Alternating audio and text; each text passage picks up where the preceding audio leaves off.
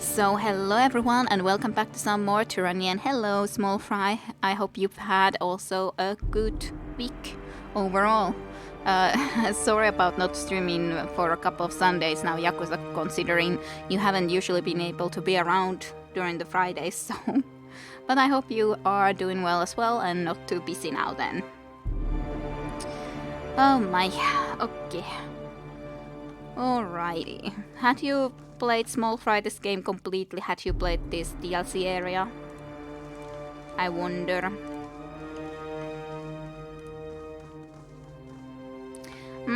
Well, I am a sorry cop, so what can you do? I say sorry a lot. You can't really change my nature in that situation or in that case. It's just too natural. Reef Talon, she passed this way. Yes, I assumed as much. Probably into here then, is my presumption. But there is stuff in here too. Okay. Apparently can't get rid of it from here. I wonder what's in here then though. And yeah, sorry cop indeed. Haven't finished the game, late game, no DLC. Well, if you don't get the DLC, I guess it's fine for you to see this, but otherwise we are indeed in the Pastor's Wound, which is the DLC area that you can buy, and for the end of the Pastor's Wound at the moment, which I wish to at least complete today. Have a look here. How can you just go and walk past that when it's a trap? Man, or a woman? Curious. Yeah. But yeah, indeed, sorry cop.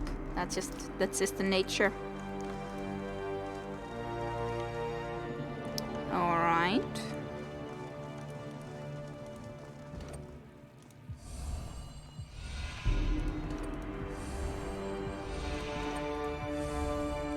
Alright, that works in here. What's that? Sapphires. Well, guess that's nice. Meteoritic.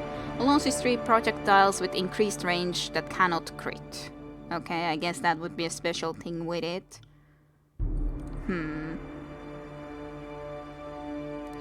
Fine, I guess.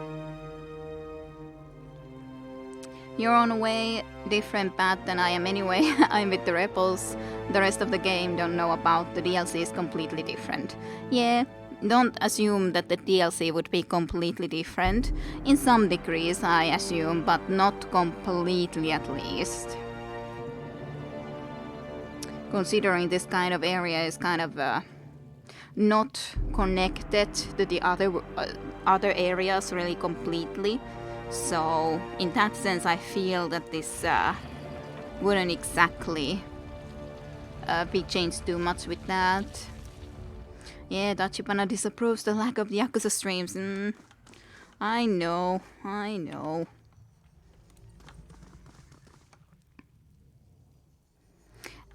Yeah, I was feeling tired, so I was wondering about that. Am I really up to doing the stream today? But here we are nonetheless, plus then the fact that I didn't go to my parents' place. Originally, after all, I was thinking that maybe I should already go to my parents' place this weekend, but I really just wasn't feeling like going there, so... Amethyst. What a surprise that we will be attacked. What a surprising turn of events. Never could have imagined that. Yeah, you took more frost damage. Yes. Let's actually get into here and then do a frost like this. And then some more frost. Because why not? Right. And then let's see. You can shoot maybe this guy a little bit. Actually do a giant boulder from here just for the fun of it. And you could go and burn this one, because I think the fire was something that these guys were more vulnerable to anyways. I didn't know that the boulder does that actually, that it bounces from the wall even. Pretty perfect to be honest then.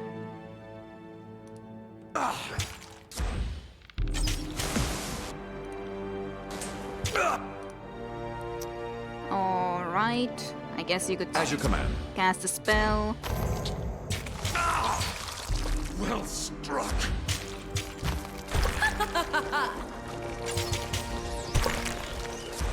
Just do everything.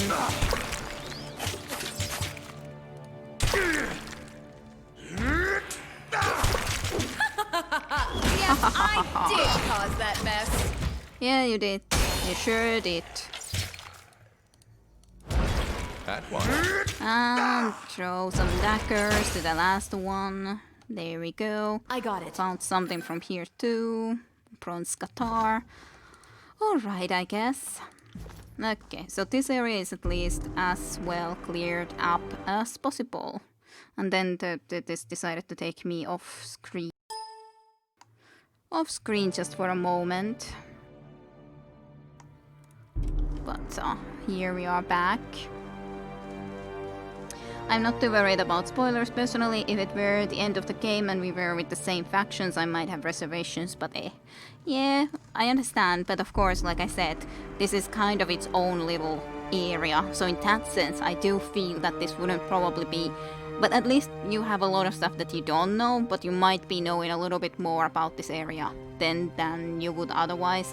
But oh well, can't be really helped in that sense. Anyways, if you don't have the DLC, you would anyways have to replay the game completely to be able to get here. Rather than, well, I guess it would be okay at the moment too if you just went and played with that, but that is after all nonetheless an area that you have to get to at some point or another. Yeah, and there wasn't a way to get that place yet, at least. And I think there was indeed, or I decided not to go there, yep. At some point, need to go there.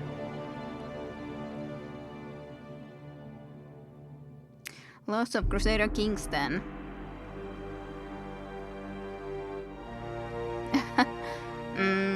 I gotcha.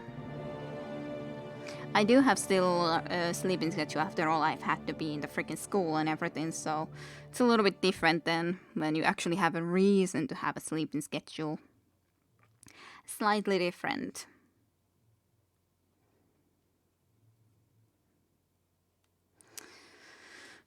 But this place has been cool enough. There is a lot of little quests, of course, that at least I've already completed. And a lot of discussions I've done. But just this very end is basically only left to be done. Exceptional sigil. Seems cool. Not that thing though. Where did it go? Is it here or is it somewhere else?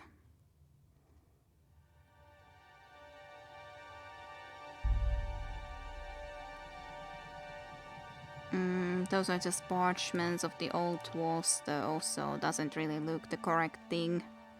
These are all just those different freaking plants. So many things. Scrolls. Where the heck did I put it? Yeah, I should have picked it just for myself so that I could have actually had it. Penumbra? When did I pick that up? When the heck did I get this? I have no idea when I got this, but I got it from somewhere, I guess. I don't know where. I'll have to have a better look into that, I guess, soon or later, sooner or later. Can I freaking stare this? Learn. Let's see what this is. So it's into there, basically. So, accent that reduces the cooldown, and accent that reduces the cooldown from spells, but just way better, but also a way something that I can't use yet, even remotely. But hey, it's one new thing, and hello Satenten, welcome to stream for you too. Those games have more mechanics than my tiny brain can handle. Yeah, Crusader Kings. Good game though. I played a lot of Crusader Kings 1 back in the day. I think I still have played Crusader Kings 1 more overall than Crusader Kings 2. Then I have somehow ended up playing Stellaris way more than the Crusader Kings 2 for some reason or another. I don't know. I like Stellaris.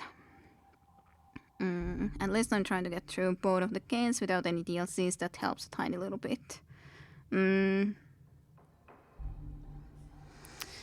Okay. At least learned a new thing. I guess we can press this button now so that we can actually cross from here back into this direction if we wish. So, you peoples, Antentis got that thing in here. Whatever this would tell us.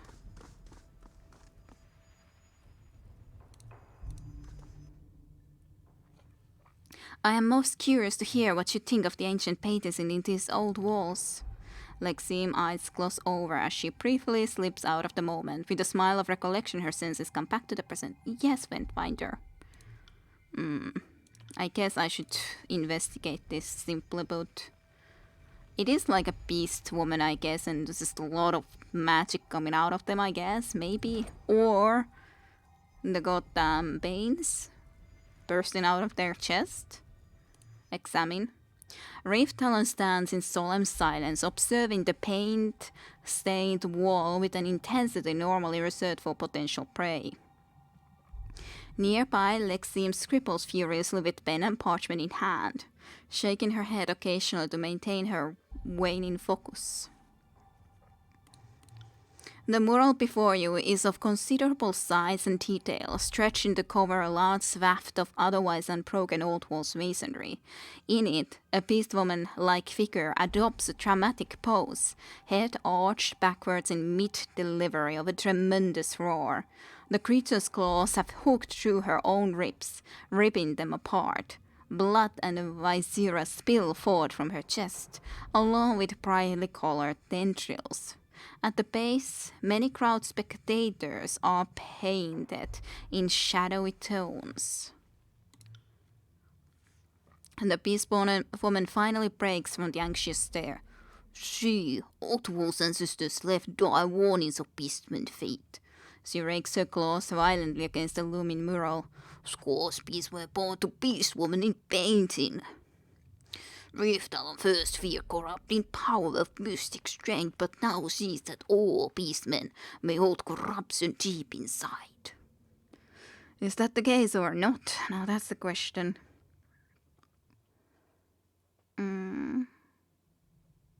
You've never played it. I've watched people play it and just thought, what the hell is with this game? Well, it's easier because I played at least Crusader Kings 1 back in the day as a teenager, long time ago. And of course, Crusader Kings 2 is more refined, but it does keep most of the same basic ideas nonetheless there. With the hereditary lines of rulership and so on and forth. It's a really cool idea overall. I really loved it back in the day and I still love it. It'll be a long time till I can get my hands on Crusader Kings 3. Really want it though. What you? This picture? Is that the you? I think Crusader Kings requires are really low, but I don't know if it helps. Yeah, but probably rather the money thing. Do you really want to pay all of that sum to be able to go and buy it and play, considering the fact that the DLCs are gonna be coming out anyways, the freaking millions of DLCs for these goddamn games, and then all of those as well costs. And thinking, I think it's probably better to wait for some bundle with Crusader Kings 3 and at least some DLCs already. Yeah, it's more about the money than requirements, though I wouldn't want to download on this laptop either. And the mural is the EU part. It's fine. It's a fine mural.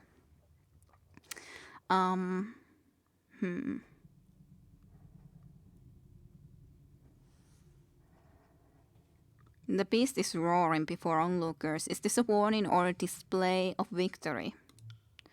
No beast woman would rip open cuts to please crowd. Foolishness is warning. Riftalon slams her fists to the crowd to punctuate her point. The sage ceases her scribbling. Riftalon may sadly be right. Her tone grows increasingly bitter and she speaks. Her touch did, of course, strip me of all magical facility, and the Bane notoriously fiend for all things magic. Who is to say that this mural isn't a damning testimonial about her kind and their role in the birth of these abominations? I kind of doubt it, though, but it could be. Of course, there are many ways to interpret such vague relics of history. What do you say, Fatefinder? Let's have a better look. Examine the Beast Woman itself first. The colorful twirls pouring from the Beast Woman's wound seem a bit too stylized to be simply blood and viscera, and details such as eyes and talons on the twirls suggest the spirals of colors are bane. Whether the Beast Woman is ripping herself open or the bane are exploding out from within her seems open to interpretation. It looks as if the Beast Woman is releasing the bane. She leaves through a journal and pauses momentarily upon a passage. I thought this seemed oddly familiar. Did you know that beast men are in a habit of consuming fiends and foes alike upon death? Not that there's much left of bane after a fight, granted, but I have observed Woundkin occasionally lapping up Scourge's essence. Judging by their facial expression, it was a decision often regretted. No, I feel only hatred for Scourge Beast. Need to rip, rend, tear, old will spray burn from in all beastmen. Painting does not make sense. How can Beast Woman give birth to Bane if hunting Bane at the same time? Well, that's a good question. Tyranny bringing in some art appreciation, yeah? Next episode we visit an art gallery, probably. DLC policy is the same as with Sims, aka insane. Yeah, I will wait for discount as well. Just have a friend with the game, I might just try it works at all. Yeah, if it works at all. Sure. But yeah, I definitely couldn't. Just like with the new Sims games, I don't need any new Sims games to begin with. Sims 3 is more than enough. Sims 2 or Sims 3, I can play either one. Both are just fine. What do I do with Sims 4 anymore? Nothing. It's pointless for me to go and get that game. Nor any Sims game in the future. Those are just already good games, and then if you go and buy a new Sims game, it's just gonna be, hey, go and get the same expansion as before, as in Sims 4 the pets. Sims this and this, the pets. The expansion, it's just, no, not gonna do that. That would just be pointless, absolutely pointless. At least there isn't a previous Stellaris game, so I can happily enough play that. And to be honest, I don't know what sort of improvements there will be with Crusader Kings 3 to Crusader Kings 2. I would assume that Crusader Kings 2 is already quite enough for me. Crusader Kings 1 I already enjoyed a lot, but of course that's at least an older game. But I don't know, I'm sure there's some improvements, but on the other hand, then you have to go and start to buy all the freaking DLCs again from the beginning. So, yeah, I don't know. It's always a bit. I think that I'm quite happy with the previous one. And yeah, oh good. DLC milking. I can call it old at this point. Sad to think how long it's been a thing now. Yeah. Of course, back in the day they were the expansions.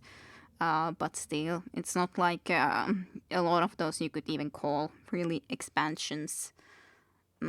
Especially if we consider Sims, some of those things that came with the Sims expansions. And especially I hated the fact that you already had the Pets expansion for Sims 1. Why do you have to make a new game without the pets already again, and then make again the same goddamn expansion for the pets? Because you wanna be getting that as an expansion so you can get more money out of it. Even though you've already made that innovative decision to add pets to the previous game. But no, you have to do it again. Because why wouldn't you? So, I hate it. You enjoyed Sims 3 and Sims 4 without any DLCs, and still after the 10 to 15 hours Sims 3 lagged like hell when I had a lot of friends. I can't imagine what it will be with DLC. I don't know if the DLCs make it worse, but I wouldn't want certain Sims at least without DLCs. Especially like pets, I do want there. I wouldn't want to play a game of Sims without having the goddamn pets there. So, would be nice if it would be added automatically into the stupid game. Or just make a new game with minor adjustments, that was pretty common. Yeah. I have avoided spoilers as much as I can, so I really don't have good grasp of the Crusader Kings improvements. Yep, I have no idea. But okay, I'll concentrate on this so we can try to understand this mural.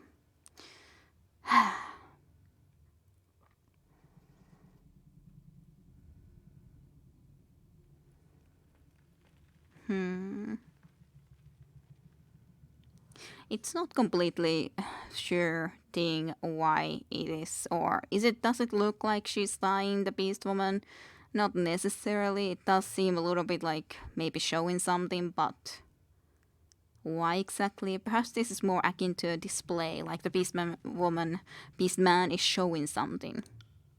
A contemplative hum emanates from her chest. What Faintbinder says is possible. Painted Beast Woman stands before others like Prima of tribe, powerful. Even with Packmates, Riftel must bear fangs and stand tall to quiet, impudent whelps. Yeah. What about the crouching figures in front? Several beastmen have been arranged in a line. I can't really even see those, even though there's supposed to be some in the line or something, but I don't really understand where they are in that picture. I don't see them. Heads bent at a downward angle, crouched low on all fours. Compared to the Beast Woman featured prominently in the painting, the remaining figures have been drawn in far less detail. Their facial features have been left entirely blank, complicating their interpretation. The Beast Woman eyes the painted beast warily. Reef Talon thinks painted warriors crouch low to strike. Bounce, leap, lunge, quick as scorched beast paw from the dying Prima.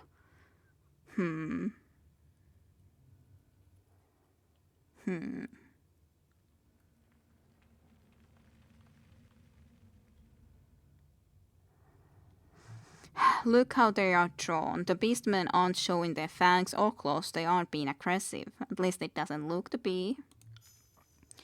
Yay, lore experience. An interesting observation. I'll note it all with the rest of my findings. She pursues her lips mid-scribble. The intentions of deceased beastmen artists are difficult to clarify. I can't say this image recalls anything I've seen on the Woundkin, or any records I've come across on the subject. Beastmen do tend to go down fighting. Self-destruction is deeply frowned upon in their kind. Yeah, look at all the pretty colors. Examine the paint. You brush a layer of accumulated dust from the wall. To better observe this section, the creatures emerging from the Beast Woman's ribcage appear to be flying out and away in a range of directions. Streaks of purple, blue, and red paint have been used to form wispy tendrils, with hints of claws embedded in the amorphous shapes.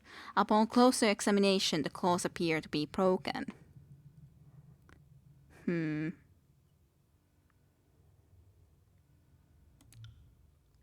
Strange shape must be Old Wolf's beast. Painting must be warning from past stripe. Cannot see any other reason for confusing etchings. Huh.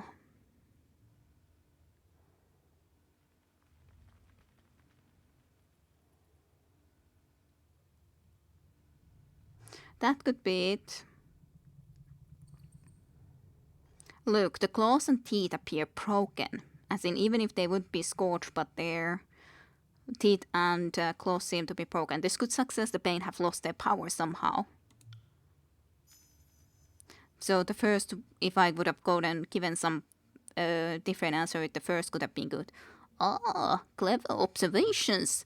I know I'd feel slightly better about birthing a harmless paint than a full-sized monster if I had a choice.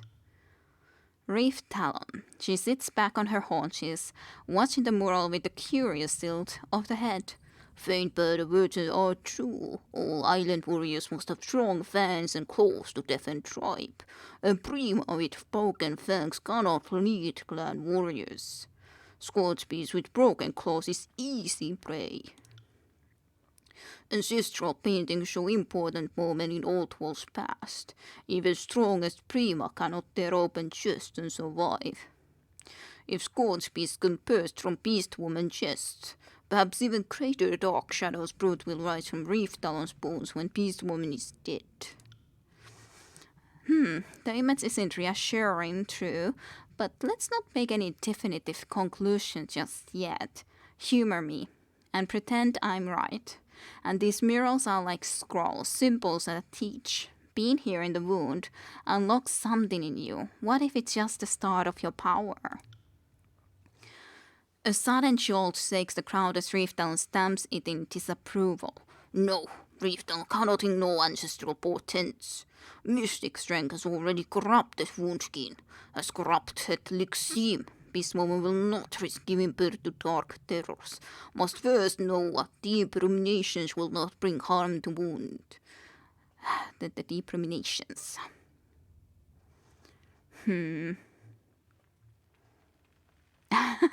Svat.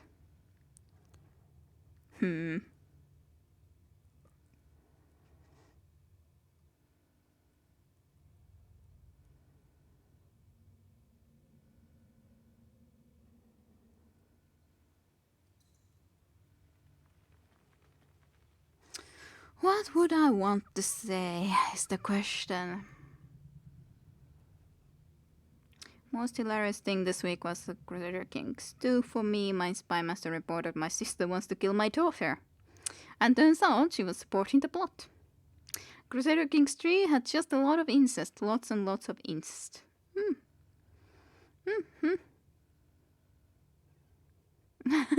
He was supporting the plot. Yeah, good thing for spy master to go and inform about such a thing if they were himself in also supporting it. I gotta say, this is the first time I've seen in-depth art analysis as a plot point in a game. Yeah, well, you don't know exactly what has been going on, and I guess it's better that I don't tell, so you can actually investigate it yourself at this point. But yeah, there is decent reason for a lot of this at least.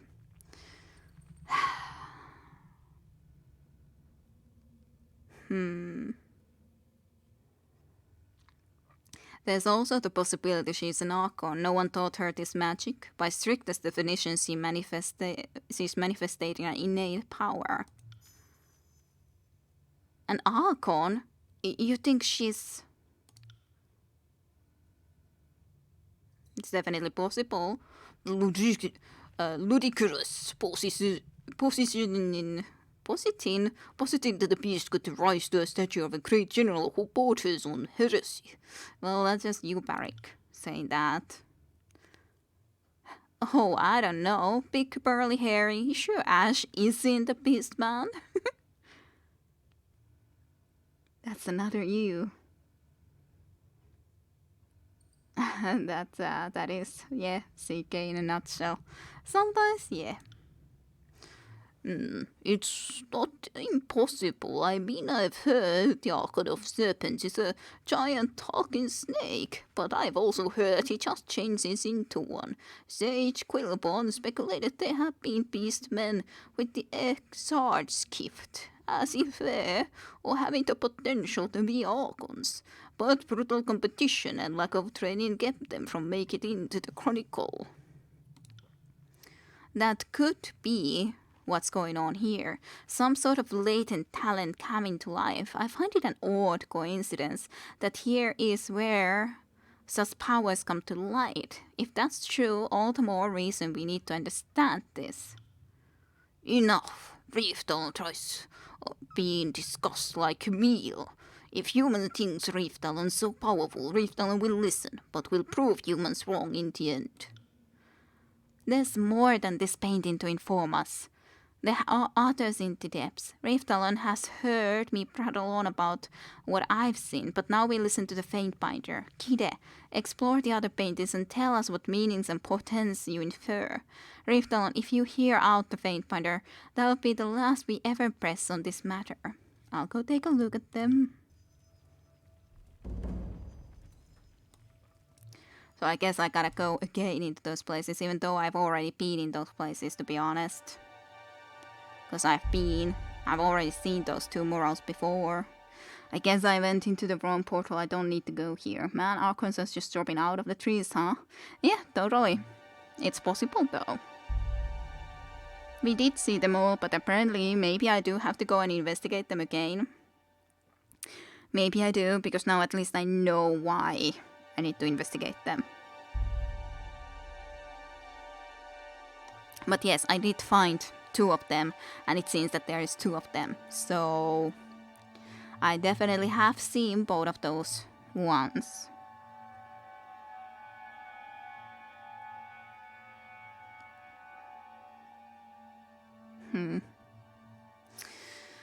I wish the loading times went this long sometimes.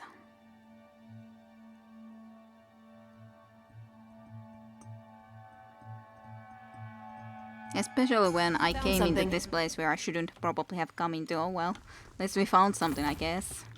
Wow, amazing. But we'll see.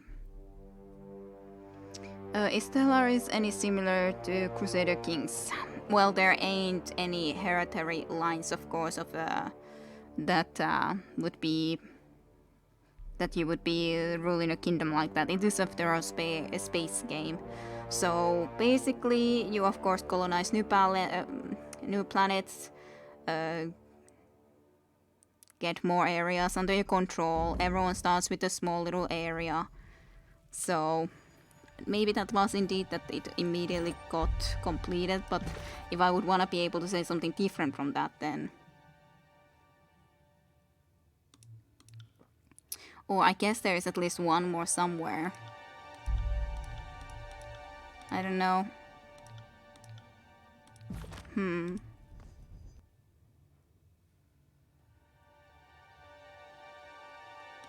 Some more of them, but not all. Yeah, I've seen at least a couple. I guess I can at least talk of those.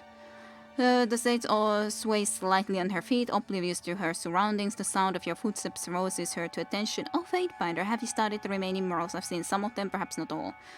She suffs impatiently. Speak now, quick, quick. Reefdown does not want to stay any longer at Foul Fall. What does Fatebinder see in old paint walls?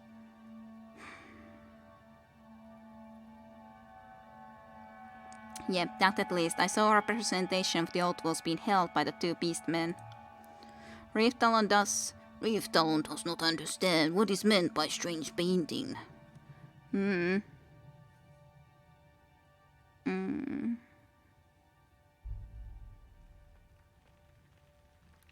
Yeah, SSD, but I don't have this installed on my SSD, so that's why there's the longer loading times as a result.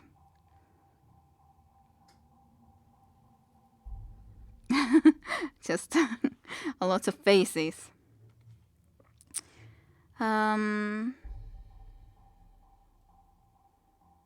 That's possible.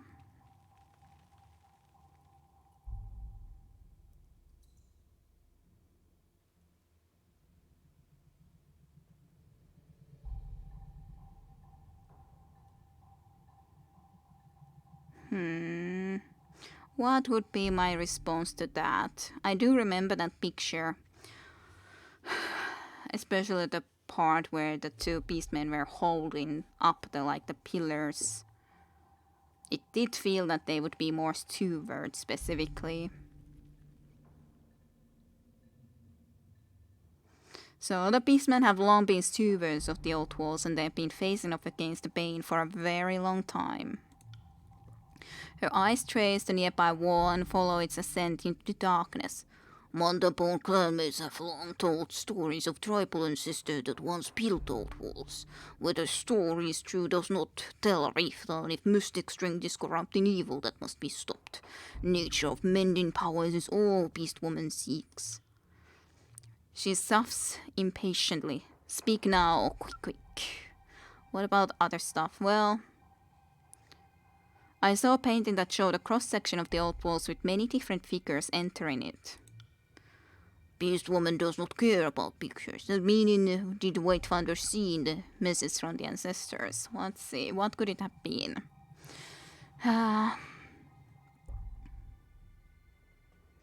Maybe...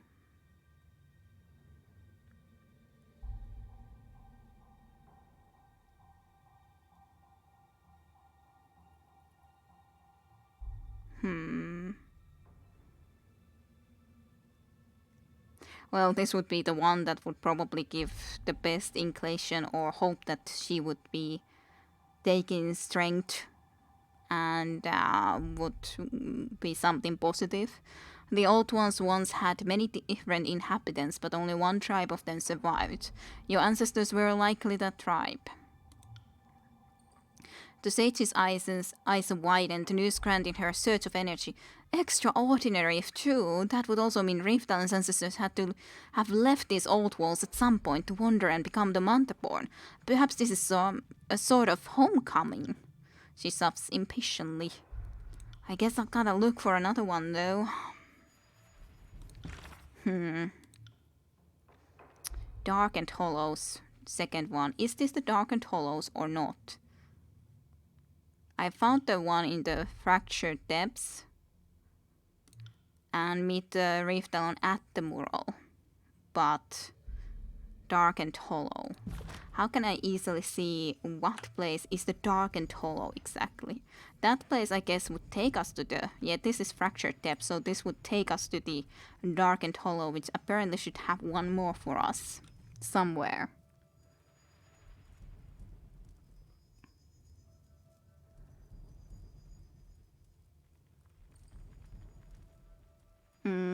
Yeah, it's understandable, can't really have a necessarily always an SSD. Nonetheless, it's not like I used to have back in the day at the very least. I have now, but after all, it has a limited amount of space, so a lot of stuff I do install into the other one. Which does mean that the loading times then will be longer, so can't exactly help that. So it's supposed to be this region. I would assume that it could be over here, but how the heck do I gain entry into that place? Now that's the question. If that's supposed to be the place, then how do I gain entry into that location? Let's have a look. I don't think I see anything else that could be it though, as in the mural. But there's supposed to be a mural somewhere out here. Somewhere on this specific location. But here's the one that we already talked to her about.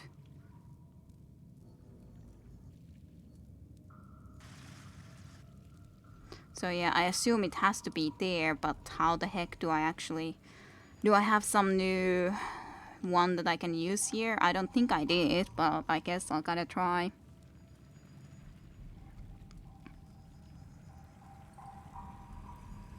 Laptops and with SSDs. I do love to have my own, not a laptop though, as my main computer at least. Graphics card for it, yeah. I understood. Understandable. Yes, this works, so then we can get over here and can get the last mural, I presume. Yes, sir. Well, that's a lot of handprints. Interesting. I was indeed thinking that there has to be a trap here. That's just... These look like traps. Yeah, that's just a ridiculous amount of handprints. Whatever that's exactly supposed to be meaning. How did I walk dark into all that? of a sudden. How the heck are you supposedly walking into that is my question. You're on the side. You didn't walk into that. That's just... People, do you really think that that's walking into that goddamn trap? Ugh, annoying. Well, whatever. You just had to be walking into it.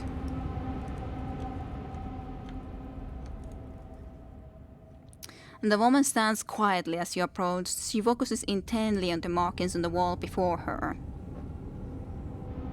Just kill. You wouldn't happen to know anything about these murals, would you? Visibly startled by your voice, she glances in your direction, eyes only briefly breaking contact with the mural. Oh, sorry, I didn't see you there, she frowns. I'm not all gone yet, but I can tell I'm starting to sleep. These murals weren't made by humans, that's about all I can tell about them. There isn't anything else you can tell me? I've seen the beastmen from above come down and look at them on occasion. Didn't stay long though. I don't think they understand them any more than we do. Does look like there's something above there too. Examine. I wonder if her name is actually Denison. Probably not. Beast Woman would never walk into traps. Let's get her back. Ah, yeah, totally wouldn't. I would make her walk into them and then you would have to eat your words. So, you know, I can control their destinies. If you really want me to prove that, Caesar, I can make it happen. Like, that's very false. Very, very false. She would walk into all the traps. All the traps I could find. As you approach the wall, what at first appeared to be a collection of haphazard stains seems on closer inspection a deliberate creation. A procession of handprints, all of them too large to the human, but about the right size to those of beasts, festoon the wall, though each is varied in its shape and features. I am no scholar or artifice, but even I know that this doesn't not match the masonry. The prints are all of the similar style, a single color mark of palm and splayed fingers. There is considerable variety in the exact shapes and sizes of handprints displayed. Compare the paint of each print. You examine the prints individually, tracing your finger along the wall surface to detect any noteworthy changes in texture. After a few moments, you determine that there are two distinct types of print. The first appear to be made with some sort of dark pigment that flakes off at the touch. Many of these pigment painted prints have faded, some to where only the palm is visible. The other style appears to be more of an act of heat branding than paint layered on stone. These charcoal black handprints are slightly recessed, as if the stone had melted from the imprinter's touch. From the corner of your eye, these prints seem to shimmer with the reds and blues of the paint, but on direct observation, the prints always have a matte black finish. Okay, what about the shapes then?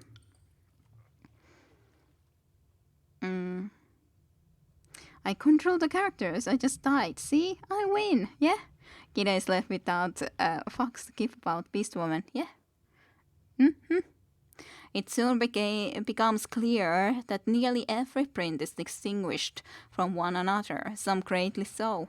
Some print sport bull-bones palms, others rectangular, some fingers appear long and clawed, others stunned. A few even show signs of webbing between digits, or joints that bend at odd angles.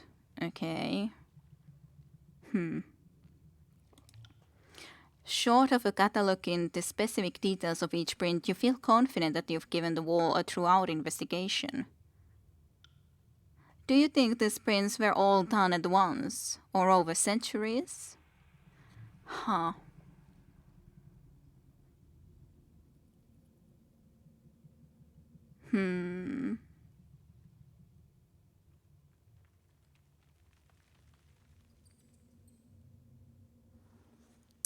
I'll say this. It's probably a memorial or registry of heroes past with different prints for warriors and mystics. Maybe?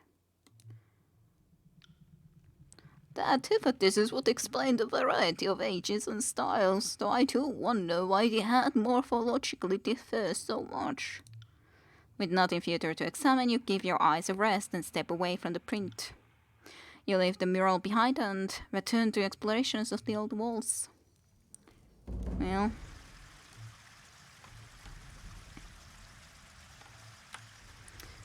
where did you take me? I guess you probably were the one that I should use. Probably.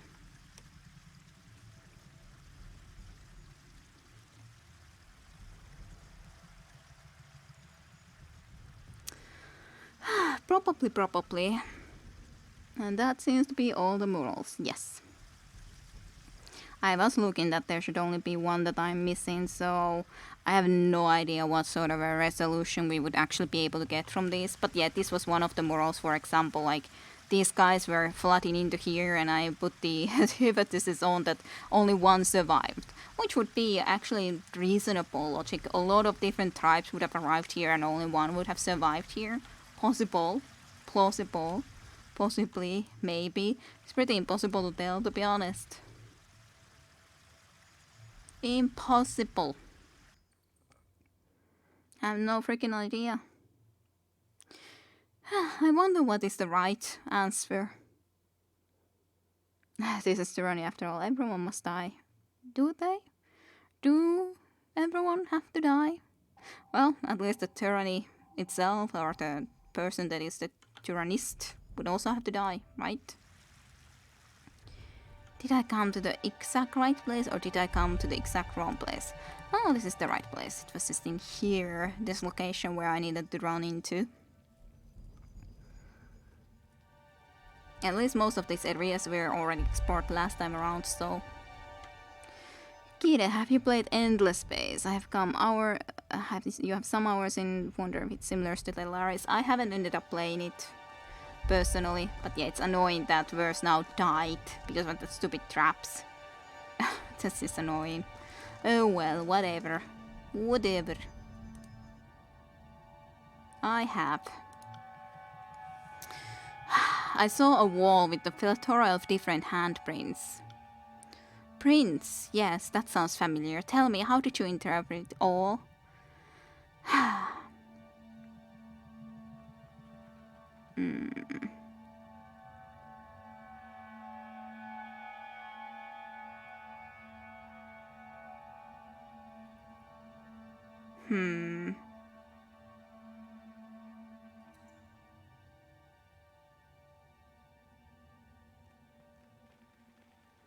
I wonder if that's the case.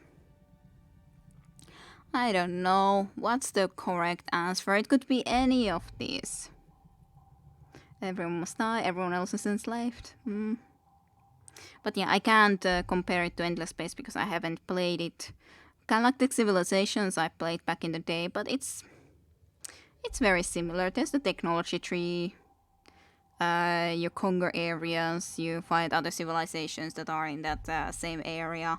The similarity that there at least is to specifically Crusader Kings is the claim system, as in at least most civilizations need to have claimed the next area so that you can be able to actually go and get it for yourself. Unless you're a xenophobe or something and want to just destroy and kill every other race around you. But then you can also be a robot, hive mind, a lot of different stuff that is really cool. And there's different stories that you can find in the game world. Like, for example, I really like the finding the little space amoeba who likes to join you and stuff. And then there is the end game crisis that happens. And you have to be solving that crisis. There's a few different options that can happen to be able to actually completely win the game then one way or another. So everyone must die? Are you sure you're playing for rebels? It might be that Nerat tricked you. But yeah, claim system nonetheless for at least normal. So that's definitely at least different than in a lot of other space games, as in that you actually need to claim different systems with your influence and so on and forth.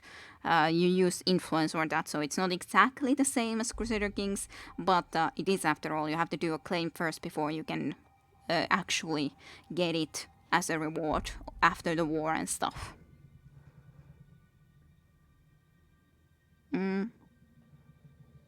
Yeah, and for me even that it's difficult to exactly tell how galactic civilization was. But Stellaris is cool in a lot of ways. Everyone died because I kept dying. Luckily I can reload. Yay!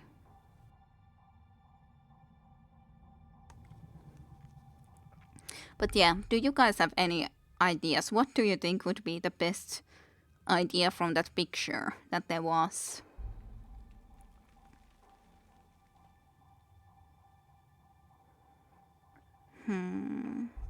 I kind of think that that's a simple answer, that I probably should answer one or the other in these two below, either number 2 or number 3.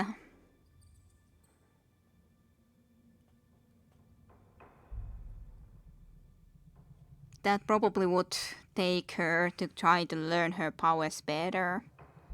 Probably.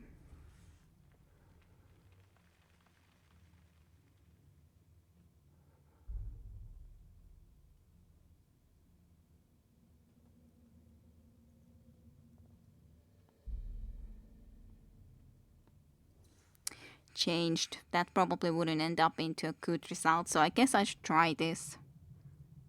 Yeah, I think that this probably wouldn't.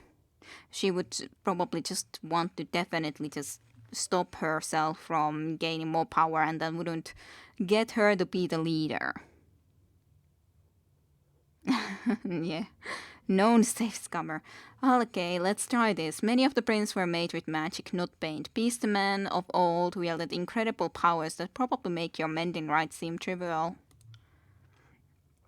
I thought I was just sleep deprived, but I recall seeing some prints that were burned into the wall without pigment or paint. Your theory has merit. The beast of these old walls had magic enough to warp stone. Who knows what powerful magics they left behind for their cups? Look. Riftalon raises a foot and spreads her toes apart, revealing the thick webbing between them. All beastmen know that each tribe has different traits to help claim chosen lands. Shadow Hunter clan has fur as dark as midnight. Fugurt for slinking and cowardly paddle. Mandapon and webs in toes for swift deep-sea hunt. She raises her hands, bats facing up. Perhaps power of mending right scum came to help Woundkin tame old wolves beasts. Faint Pointer's words are interesting. Ancient histories and messages have many layers of meanings, like old scents released from freshly dug earth. Riftalon turns her attention to the beastman and Bane immortalized on the wall before you. But what has Faint Pointer to say of Beastwoman giving birth to scorch beasts? Riftalon only sees creation of dark horror.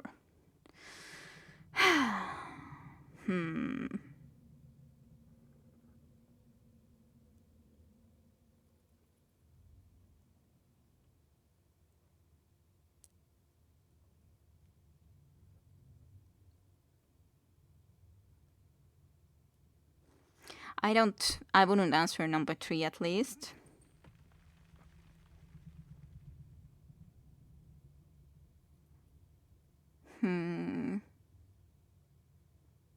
Linked?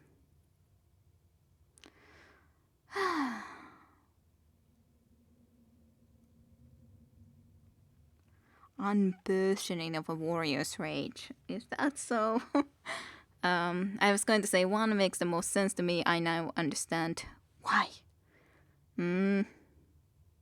But it does make sense. But it seemed like the easy answer. But the main issue is I want this Riftalon to come back up because she kind of escaped because she has a power that she can't understand and had some consequences that she didn't expect or know about. So she wanted to just exclude herself. But I want her to become the leader. I don't want her to be just excluding herself or taking refuge in here and just not being the leader the village needs, the people need.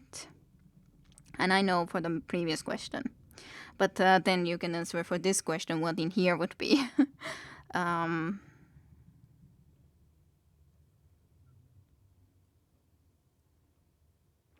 Yeah, but I guess that's the problem, of course, that they will be feeling more overwhelming if you haven't played. But I don't know, when have you played them originally? For me, they still are overwhelming to at least some degree. I'm sure there's a lot of stuff that I don't know about them, but still, when I played Crusader Kings 1, originally when I was a teenager, I used to always start in Spain because I know that that gives me a great opportunity to rise in power. I did have to save scum in that game though, because it's not an easy game. But I started as one of the brothers or stuff of the one of the dukes in that area, and then go and make a king of Spain, and then able to do so much more. Usually didn't go to France, but just claimed enough areas and then fought against the Muslims, as in the heretics, of course. But yeah, King of Spain and Portugal. That was cool. Of course, and it's the annoying thing of, well, only one of my sons can inherit all of this stuff, so hey, who shall be the person that inherits it? Because if two people would inherit it, then it would be ruined. My kinship would be spread between two people. That wouldn't be cool. All the stuff that I gained over the generations, and then it would just be split to these two people. That can't be happening. Well, I had this income. That wasn't easy to do anyways. And you think too. But yeah, that's what I used to do in Crusader Kings 1 anyways.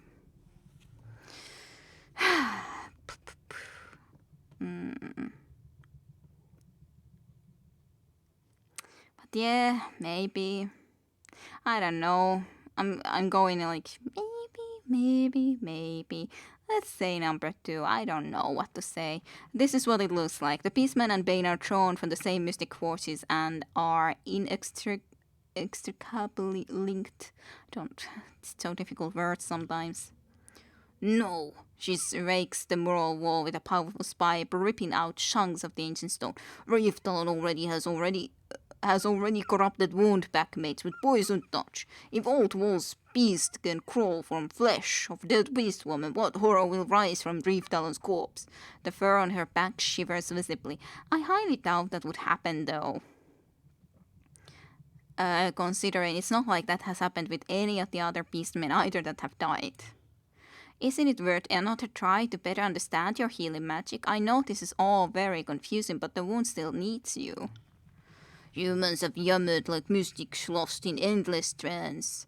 Riftalon knows nothing more about wretched touch, only that Riftalon is a curse, a danger to all. The massive beast woman shakes her head, crumbling with discontent. Her gaze keeps shifting from you to Lexim and back again.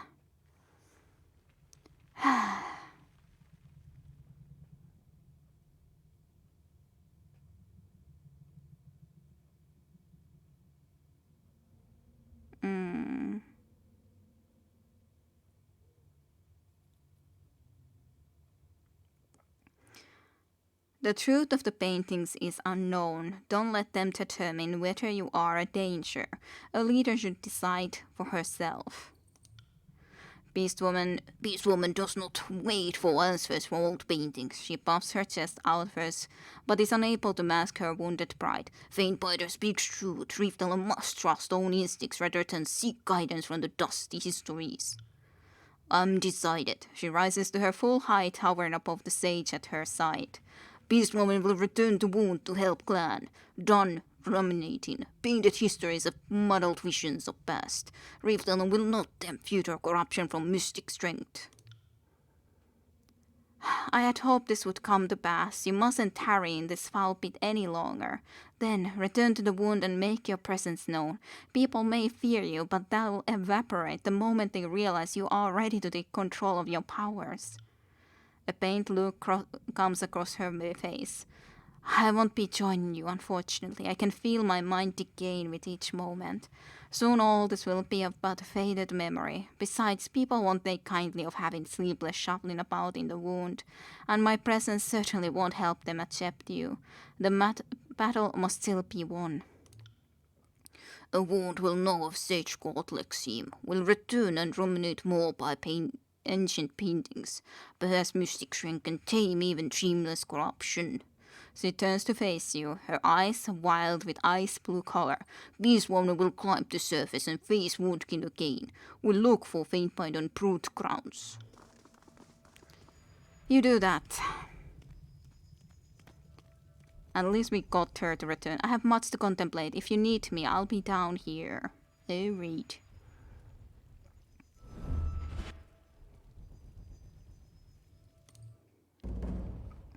Hello, Visteneko. Welcome to the stream. Welcome. I hope your week has been a good one.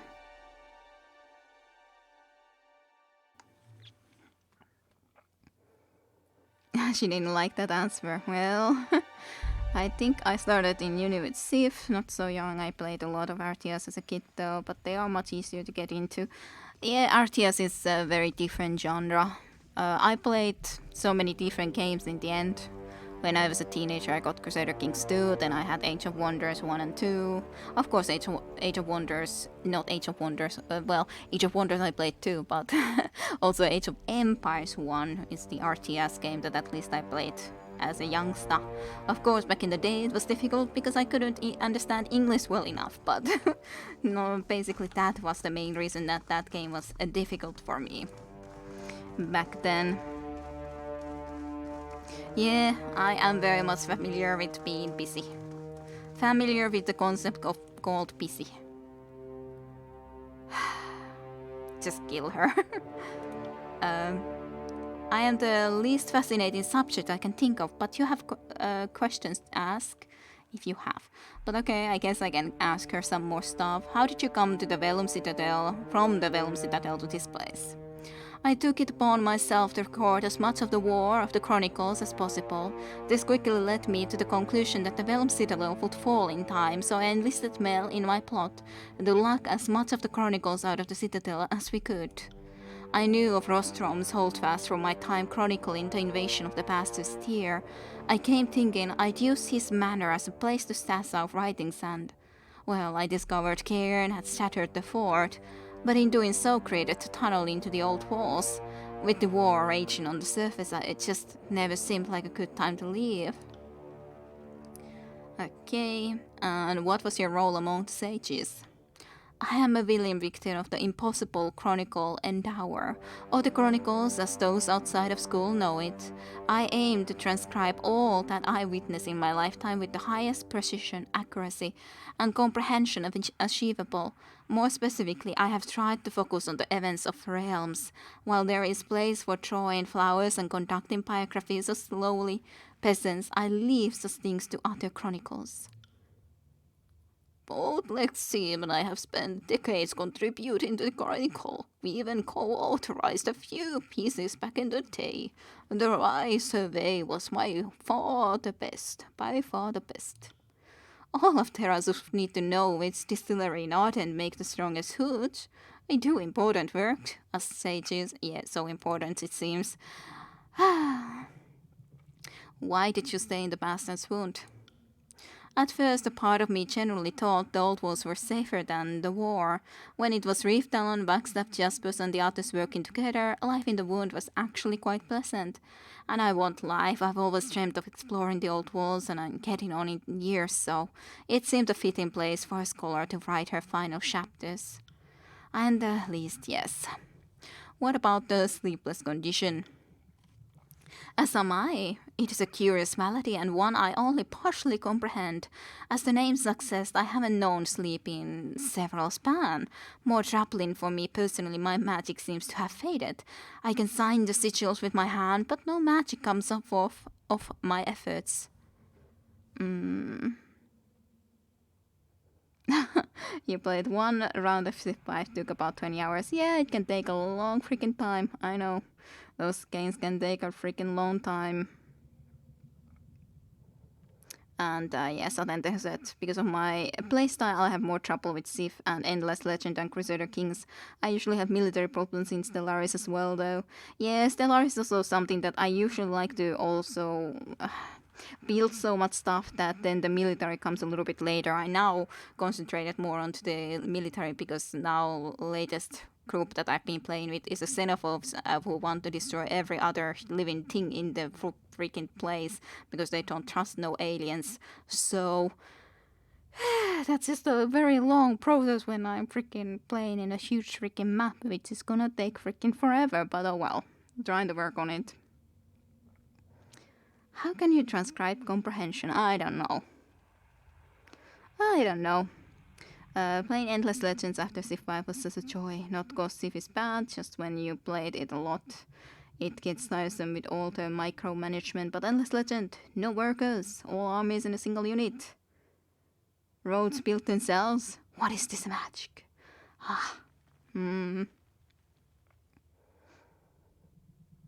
Okay, but I'll read about this.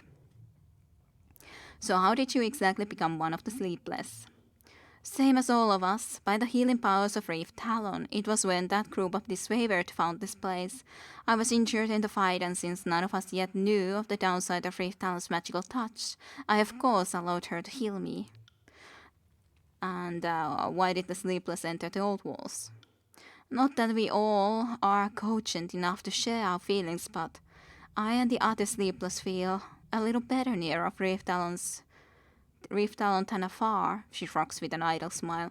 None of us wanted to be a burden to the people above, and it just made sense to follow her down. Unfortunately, Reef Talon can't seem to stand the sight of us in her grief. A shame.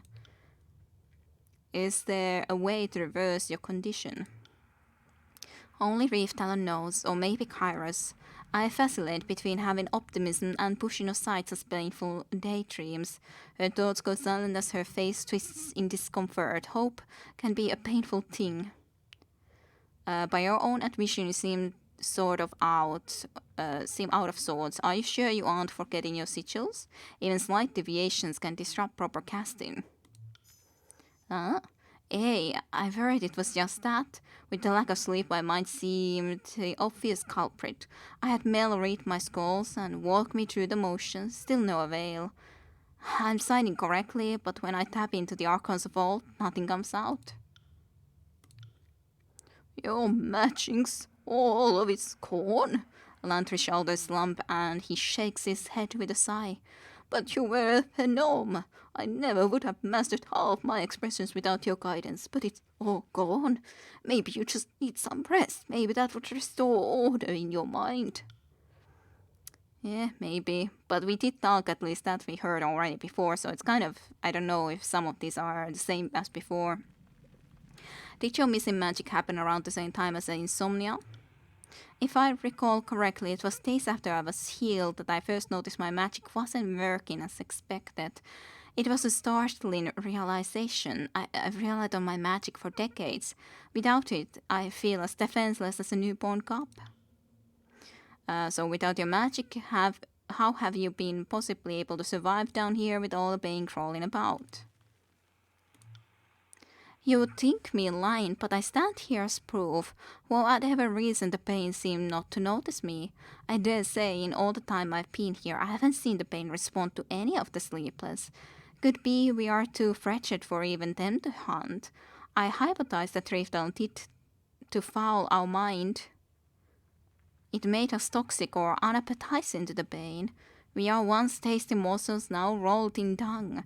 So while I can't say for sure why it is, I can't say I've been here for weeks? Span? A very long time now, and the pain have ignored me with this full time. It is interesting though. Leave. Saying absolutely nothing at all. But there was this one other area at least that we should visit before actually going all the way back on top. This strange location, which probably will have a battle in it.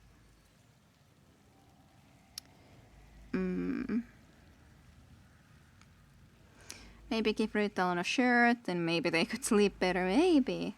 I thought we could heal them. Did we kill the pain boss, by the way? Not yet. You're all done, take a shower, woman. But yeah, into this place after all. So no, we didn't kill whatever was in here. I, after all, wanted to do the Reef Talon stuff first, if possible. Is it asleep? Do the Bane sleep? Should we kill it? I think so. The undulating coils of the luminous energy atop of this platform seem curiously at peace for a Bane.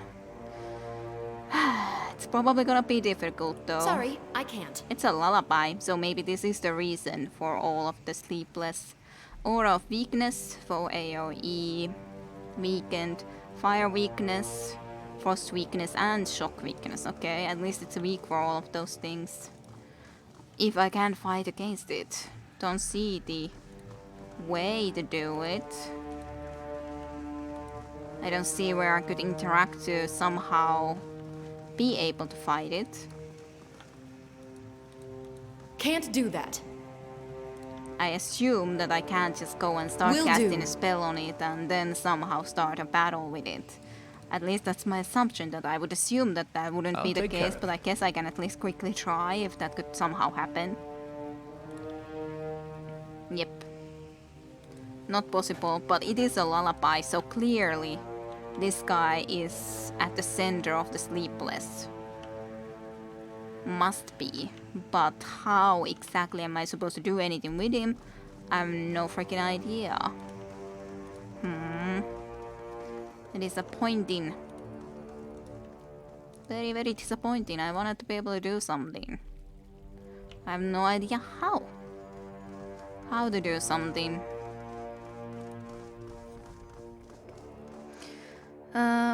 Probably killing it magically will heal everyone. I am more worried about two assholes back in the wound. Yeah, me too. And also I'm worried about the fact that how the heck am I supposed to be able to go and fight it? Didn't see any way to do it at the moment. So... But it is definitely at the core of the issues here. Definitely. Well, these are all of these guys now. The young sage watches the growing argument between Jaspos and Wagstaff. As you approach, he interrupts their bickering with the cheerful salutations. The Fatebinder returns. Reefdalon has rejoined us, and with all her limbs. He glances at his fellow magicians. Something to celebrate, of course. Neither Jaspers nor Wagstaff seem to share his satisfaction, obviously. And Lexi, did you find any trace of her? We found her alive in the depths. She insists that she will not return. I suppose I should have guessed that. You don't wander off into the old walls, generally speaking, if you intend on coming back. Unless you are... You, apparently. Yeah, me. Yeah, Wagstaff, ain't that a great name? Enough. More important matters are at hand. No, I guess he had a different voice, but anyways, whatever. The two men lock eyes as their nearby attendants and aides scatter and close rank. Jaspers and Wagstaff, as well as their assorted followers, all appear ready to fight. What's going on here? Just some long overdue sorting of affairs, I suppose you could say. The good Tidecaster and I seem to have similar plans for Reefdalon. To kill him, her. More to the point, the Force-bound Master and I have mutually exclusive plans for this settlement. The wounds need one leader only. And neither of you is a good leader, just telling ya. Both men stare at each other with sneers and puffed-up posture. Nearby citizens look on in terrified silence as the crowd bristles with violent anticipation. Merciful Kairos, that's enough. Settle this yourself.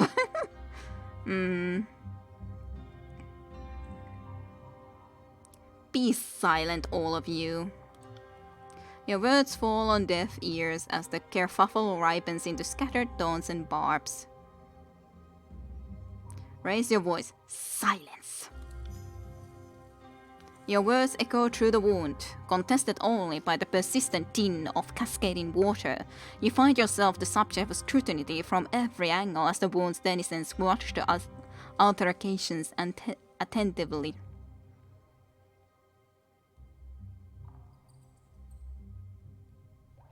I will settle this matter, and you will obey my decision, or face my wrath. Gentlemen, at this rate, violence is all but assured. Someone needs to mediate this dispute, otherwise draw your weapons and be done with this here and now. Wagstaff, Jaspers, and their respective backers shift about nervously, but none appear willing to lunge forward. Then we will allow the Fatebinder's will. Perhaps we can take this squabble elsewhere, away from the peaceful walk. The party has reached Wellspring Cascade Keystone. Ooh. No place. Reefdalon has birds above the watch nest. No words will carry down to the tribe's ears. No howls or screams. A large ball presents your keystone. I will resolve this dispute, and my decision will not be questioned. Each of you will gather your supporters and meet me there. Yes, let us resolve matters away from the squeamish. We will meet you there. Okay.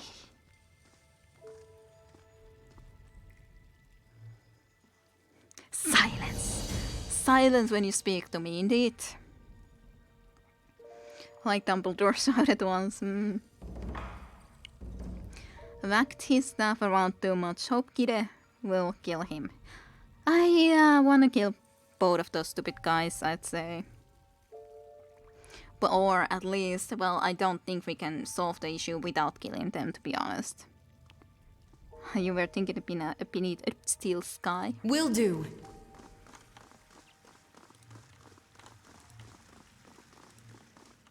Not exactly sure which is the way that I would need to go. I've reached a breaking point. If leadership over the wound is not decided soon, it will likely tear itself apart. Forge, okay. Let's see if Mel is around here. If he ain't, that's fine enough. I can check quickly if I won't have something to say to this stupid Mel. Yes, I've returned. Nope. That's fine. That's totally fine. But to be honest, the problem is, of course, that I think kind of both of them, or one of them is needed for the water source. But on the other hand, I don't care for either of them at all, and would just prefer to be dealing with both of them. I don't really have a level up. It's the level up where I was saying that I don't want to spend 1 point, because I can't spend 1 point. That's my level up. So it's not really a true level up. My level up has been used other than for that purpose. I wanted to raise it to level 20 and I can't at the current moment, so I have to save the point. Well, apparently Mel was already healed by Rift Down. That's what Mel told at some point, that's why he thought that the magic of Rift Down wasn't actually even that bad, because the small wound that he had was healed by Rift Down. So that's what he told at one point. And no worries. Happens. I know that I was thinking about it too when we started, that, oh, did I have a level up? Oh yeah, it was about that level up. And yep. Alright, here we got them all. Looks like a nice little area. Probably will have a lot of fighting then. How nice and pleasant is that, ain't it? I'd say that's worth a second True, let's have a second glance. Second glance.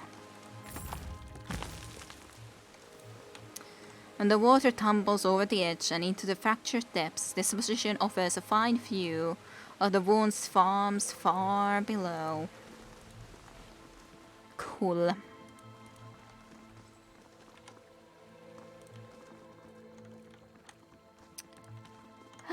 Let's go deal with them goddamn bastards. Lots of stuff. Lots of all sort of chimps for me.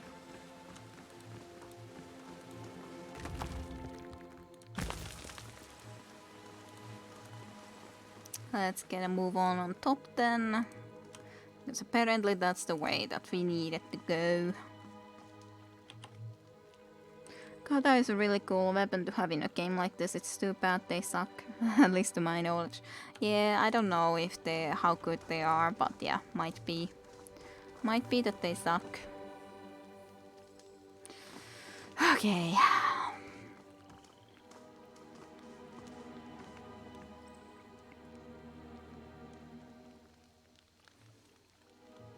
What have we here? That's a lot of people. Mel. The spray from the nearby waterfall blankets the overlook with a chill mist. Perched high above the settlement, a sizable crowd of Wagstaff and Jaspers loyalists have gathered in support of their chosen leader. The young scribe separates the two obstinate halls with frequent but ineffective entreaties. Calm yourself, we are here to settle a delicate matter. An impulsive wrong move shatters everything we've built in this place.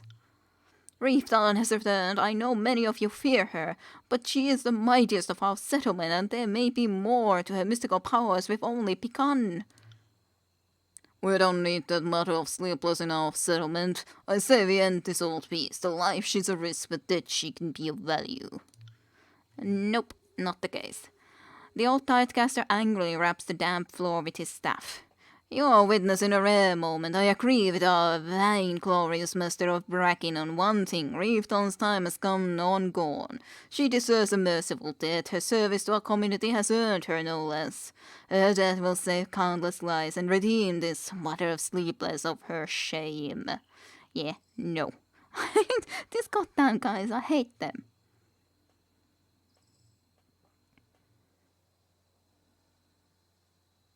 You both had your chance to enter and failed.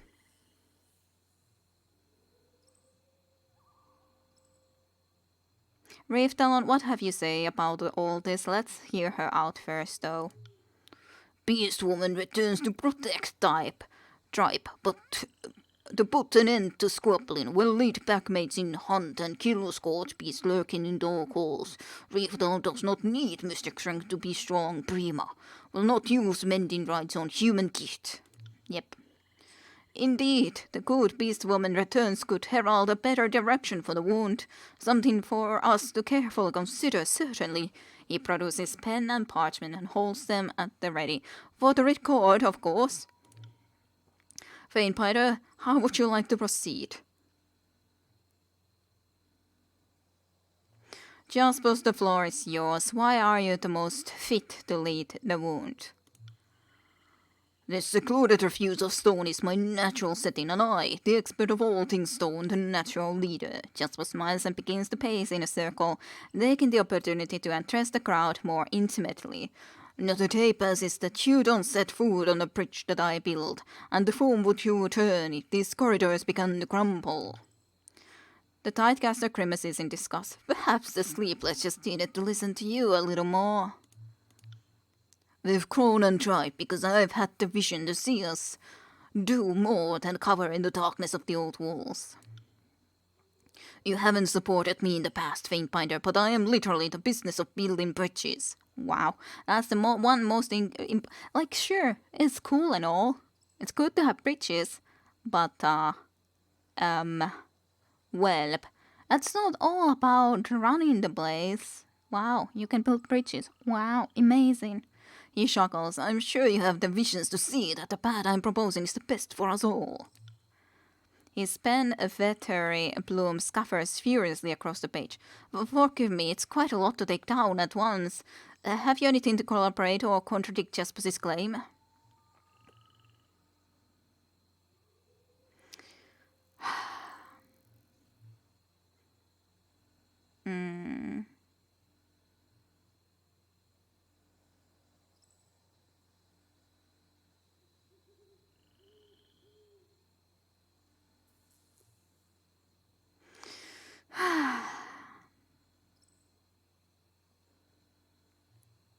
I read a lot of here.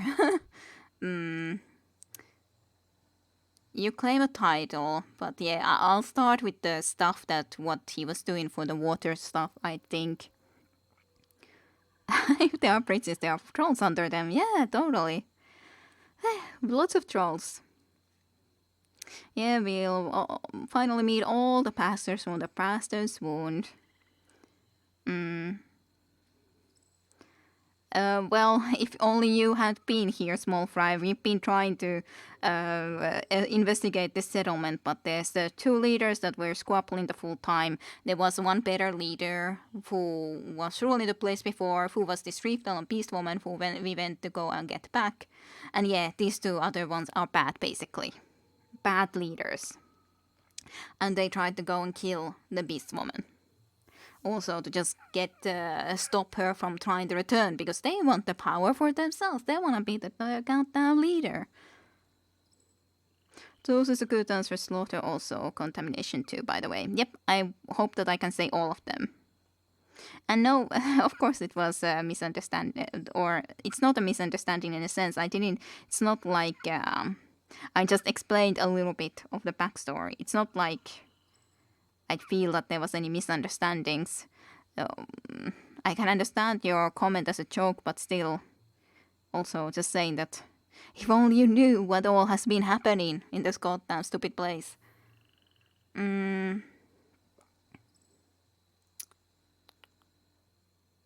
You permitted slaughter in the name of the greater good. Your vision for the wound is vile and short-sighted. A disappointing conclusion, I must admit. I've thought long and hard for our people, and to see my work maligned when viewed through a narrow lens is disappointing. Our problems are complex and they defy simple, easy solutions. Anything else you wish to add? Yes. Ready in his quill to dictate your words, Mel nods the yoke to continue. You claim a title you haven't earned and had me claim tools not your own. How is anyone supposed to follow a man of such deceit? Well, His composure falters as he clears his throat. Yes, I see myself above the state tradition of the forge-bound, and yes, I was not fully forthcoming at first, but... He turns from you and towards the crowd. Have I not poured the fullness of my days into our success? You know I can be trusted. Don't let my personal squabbles with the outsider taint the truth. Anything else? Yes. Your decision to contaminate the wound's crops was petty and vile. Your leadership is questionable at best. A disappointing conclusion, I must admit. I've thought long and hard for our people, and to see my word maligned when viewed through narrow lenses, blah blah blah. Defy simple and easy solutions, I'm not sure if there's anything else actually. Let's have a quick peek.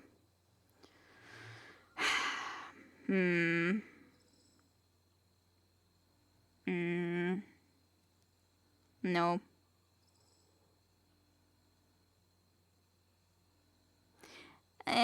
No. I don't really care about any of these three, I don't think, so I think those are enough to be said, what we said. I like this. Hold the debate only to lay into them. Yeah. Yep, I was planning to move on. I have nothing else to add for Jasper's claims. Illuminating statements all around. What of Tidecaster's Wagstaff? Do you wish to ask him anything? Wagstaff, speak. Explain why you would be better to lead this settlement. The Tidecaster's face tightens into an unending series of disapproving wrinkles, creases, and frowns. Are we really going to do this? He sighs. Fine. Everyone here knows me. I've been here since the wound was little more than a band of frightened children. I'm afraid of this new home of ours. Frightened children afraid of this new home of ours. Living here is a never-ending test. If the pain don't kill you, the water will. My magic has saved many from the early stages of the withering rot. How many of you wouldn't be here today without my help? How many will be here tomorrow without it? Jaspers will fill your head about some glorious future for the wound I want. I happen to have the gall to think that a simple, quiet life where we're masters of our destiny is worth more than a mountain of rings. This family stays strong and safe. We take careful, measured steps and protect our own. I know I haven't had your unconditional support, but I trust you understand what I've done and will continue to do for the good of this place. I would like to think my actions as a leader speak for themselves. Noted, the scribe dutifully dictates the proceedings. Have you anything to say about the Wagstaff's account, Fatebinder? The pain you inflicted upon the beastmen was unacceptable. You did it to provide clean water, but it was a poor, short-sighted decision. Again. I see. Wagstaff frowns. Now you're living up to my usual expectations of the court and its questionable judgment. It shouldn't surprise me that someone of your ilk would be swayed by the loudest voice in the room. But, you know, before you had enough blood because she was healing here. She can do that again. And you want to kill her just so that you could be going and trying to get more blood from the beastmen by torturing them again. That's your plan. Yep, I'm worried about that too, but on the other hand, he didn't ever ask us to go and get anything to him, so I don't know what would have been the right thing to do for him then, or what would have been the right thing that we have missed. If we have missed something. Anything else? Yes.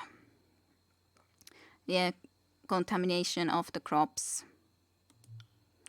I see, Wagstaff frowns. Now you live up to my usual expectations of court and its questionable judgment. It shouldn't surprise me that someone of your ilk would be swayed by the loudest voice in the room. Let's have a peek. No. Of course, I guess we could say this. Jaspers is a skill mission and this place is mostly stone. What do you offer that Jaspers cannot? That is a question I guess we could ask, but...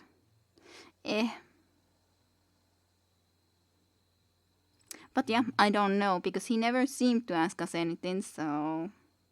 Maybe if we had Ep here, but I don't know. Maybe I should say this. Jaspers is a skilled mason and this place is mostly stone. What do you offer that Jaspers cannot? I guess we could. Maybe. Well, I have nothing future regarding fact stuff then, I guess. Nothing else that we can add. We've heard from both parties now. Have you come to decision, Faintbinder?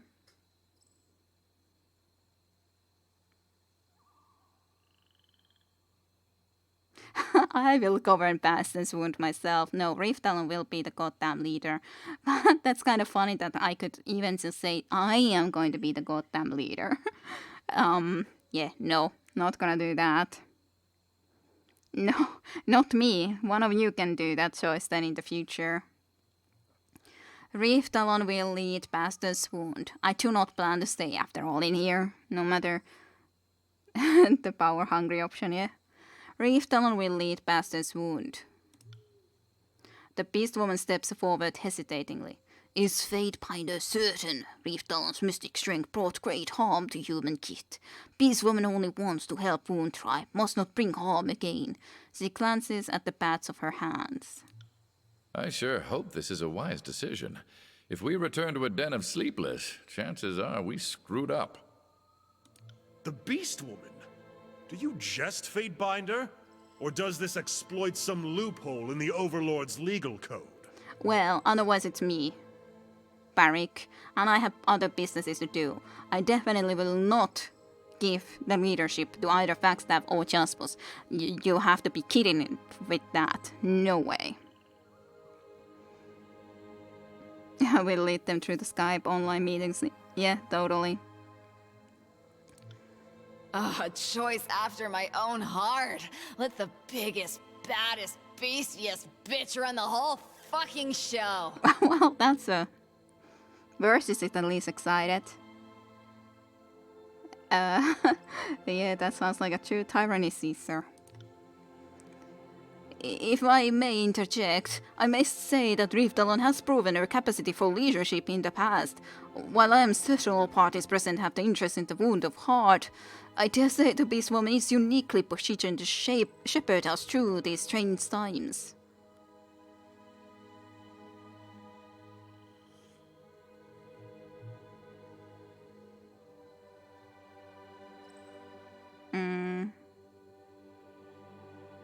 I know you can cleanse the water safely, you can do that whether or not you're a prima. Can she though? I don't think about that. Your powers are dangerous, but only if you use them on humans. We only need your strength and conviction to lead the wound. Good. Reef Talon does not want to risk lives of human kit with dark magic, but wound-keen hunters will continue to grow strong with mending rights as ally. Scourge beasts cannot harm wound warriors with Beast Woman as prima. She stares down her rivals with a menacing glare. Blood feuds between Ocean Mystic and Stone Smasher has grown into endless poison. Reef Talon will again hold squabbling humans down until silent like unruly cups. The Beast Woman rises to her full height. Reef Talon is prima of Wound Tribe. Will fight so clan may grow strong. Faintbinder, I hope I've shown the court that I am a reasonable man, but I must protest this decision. I find it difficult to understand how you can advocate on behalf of this deserter of a beast. She abandoned us, and now we are to view her as a leader. Let's not forget her penchant for transforming people into babbling, incoherent idiots. You would have us put this freak at the head of our table.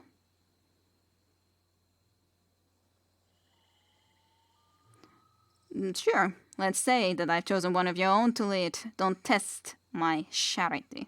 As in, I could choose myself, you know. With a pained expression, Jasper bows his head and speaks with an uncharacteristically restrained voice. I'll abide by the Fatebinder's judgment. Your word is law. I'll be damned if I take orders from... Wagstaff stops himself and exhales loudly. A Fatebinder's law is capricious as the sea, but one does not argue with the sea. You won't suffer any more prickly words from me about this matter. The gathered crowd seems to finally release their collective breath. Shoulders slacken as do the crisps held upon various hilts and handles. Mel slowly lowers the scroll held up to his face with the look of a stunned battlefield survivor. So, the matter has been settled. Thank you all for remaining calm during these trying times. Folks, please return to your homes and give yourself a time to accept the steps we must now take for the wound's future. But yeah, I can take up the freaking leader's mantle if you want that.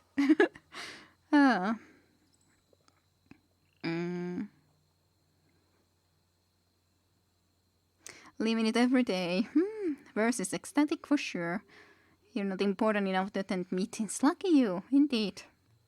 Imagine if we were like elk or a lion. Don't worry, you will all be fine, yeah? At least it's a place to practice English, but it's stressful indeed. Yeah, of course. And Faintbinder, thank you for bringing this matter to an end. This settlement's prosperity will rest upon the wisdom of your decision. A small smirk appears on his face. Kairos, help us all. The crowd slowly breaks apart, returning to the settlement with nervous talk of the events that just unfolded. Soon the crumbling overlook is bereft of commotion, and the tranquil sound of waterfalls fill the area. What a music. The blue-tinged beast posed at your approach, lowered to her knees and elbows in a deep bow of supplication. Slowly her head rises to meet your gaze. Reef Dallon is busy with tribe. It's good, yep, but... The beast pauses in a long sigh. It's more problems than easy prey, but it's plenty fitting Reef Dallon not no sleep. Must apologize, have little time to discuss. Best warriors die hunting Reef Dallon. Best mystics no longer motivated by chance to make many things. Beast woman teach show. New pack and loom over lazy humans until show's done. Good luck. Yay, the bastard's tribe and the sleepless abominations lie. Achievements unlocked. Whatever they do. Yeah, battle music started even though there isn't battle at all. I just would like to know, I wonder if I had to choose some different choice and to be able to defeat the one in Malice below, but I don't know. Recently Godfish and the Salty Mask of Peace Woman sent this nest. I wonder.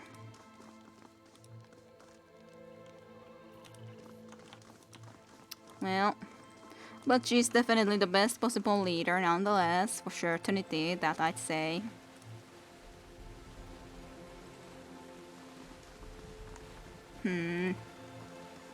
I just wonder, you, for that description again, eh? How to fight against that one guy.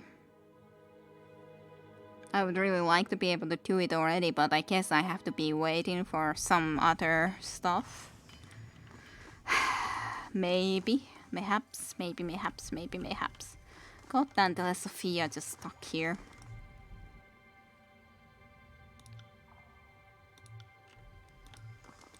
Forevermore.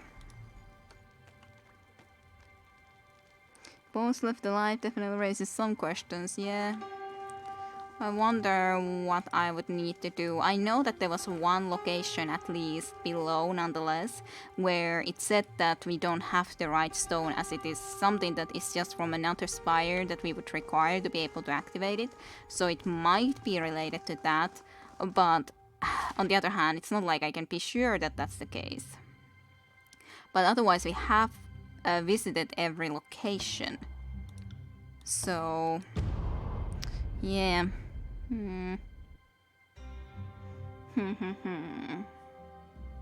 Let me have a look around at least a little bit if I can figure something out, but I don't know how I would fight against that thing.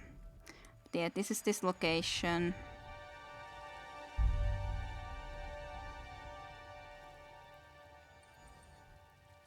This is one of the first locations that I was in, and it is definitely pretty much completely explored, I'd say. In this location, there should be the most stuff that I haven't investigated, I think. I think so, at the very least. Maybe Lexine can say something again when Riftdown is leader now. Maybe. Could be nice. But yeah, in here, for example, I don't know. I guess this should be telling us that when it's this shape, that it requires something from some other location that we just can't do yet, probably then. It's a certain shape that is in some other locations as well. There seems to be something over there too, but don't know how one would be getting there. That's where the boss is. Not responded to torch keys on these old walls, and I guess I don't have the ones that would fit it, right? That's what it means when I can't yet at least interact with it in any way. Let's be off. Can you fight this? Nope. So, not certain about that.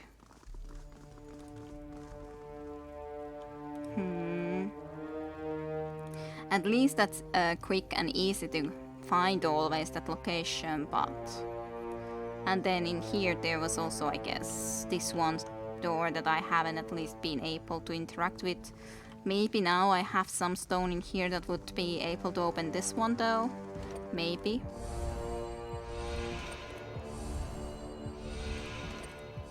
Yep, that one can activate it. That's cool, at least one more location that we can go through.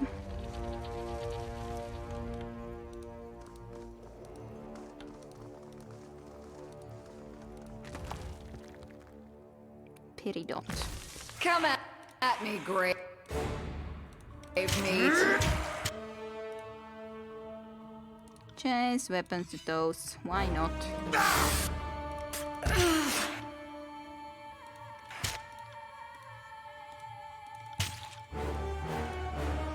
And you can start to shoot a bit. As you command. And some more frost.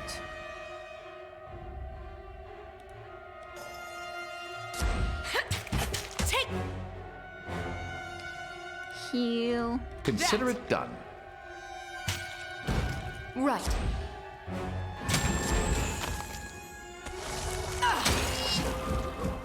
Now you can change back to the bow. Come back and face me! No, sorry. No, sorry. Plus also we were still missing the something from the books things that... Okay, there's at least one of the scrolls that Lantry needs, so that's cool. At least we found one more. For the Sage. Chronicles of the Sages, they chronicle. Another find. No matter how old I get, the smell of a found parchment never ceases to get me going. Never ceases to get you going? Almanac of Assur, 422. If cranials turn you on, I have some streamy reading for you. Minutes from the Art and Peace Accords of 419. A snore event by my standards. What else? And then there's... back to Assur, year 423 to 426, and... Well... That's odd. Lantry falls silent, absorbed in reading. May I take a look? See this page? Well, maybe don't bother with the full thing. It's rather dense, but here's something fascinating. It's about House Varaya and House Velox having a two-span far over the owns from portions of what's now the Southwest Stone Sea. Notice something unusual? Super, just noticed as well, but it took me too long to type it before you found it.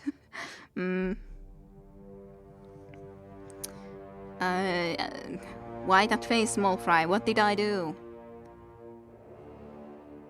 Something unusual, eh? Captain Bellox turned to his troops, falcons raised high. Let us praise Queen Alanta for this bounty on your eve of battle, and though we slaughtered 2 goats in her name, let us slaughter 3 in reverence of Craven Ash, Archon of War. Let us become that which we fear, invincible, infallible, and indivisible. Indivisible? While numerous Tiesmans have claimed a lifelong fixation with Craven Ashe, you have only ever heard a Tiesman speak such things when they are bowed before you, desperate to evade execution or conscription.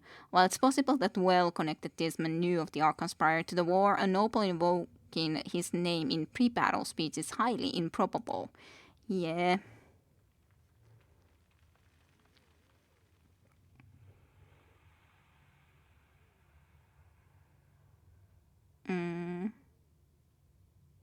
So 2 tribes of Tiesmans have a fight and they invoke Raven Ashe's name before the fight. That seems in error. Exactly.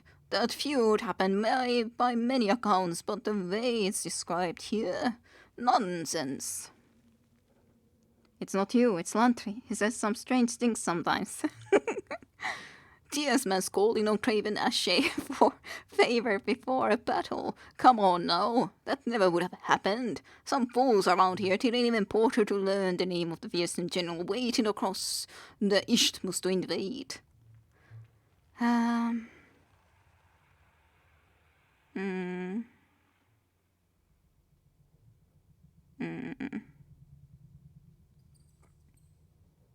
Can you tell when this was written? Was it penned back then, or is it more recent? Oh, a good question to ask. With a twirl of the hand, he produces a dry quill and scrapes the ink written along the chronicle margins. Minimal flaking for a dark umber ink. Probably not more than a few years old. Not encouraging. Yeah. Then not correct. It seems weird asking if possible the chronicle is correct and you are wrong? No. You could correct the record. I could and I will, I'll make a note to return to this. Until I know why this was edited as sus, I just assume not tamper future. That's enough ruminations for now. Let's be on our way. With any luck, we may find more of these chronicle fragments. I do wonder how many there were supposed to be of these. Yay. We've judged the situation.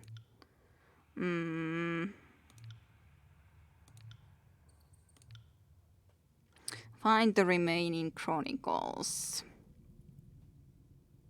You found the chronicle hidden in the Baston's Wound farm. You found the chronicle hidden in Darkened Hollow.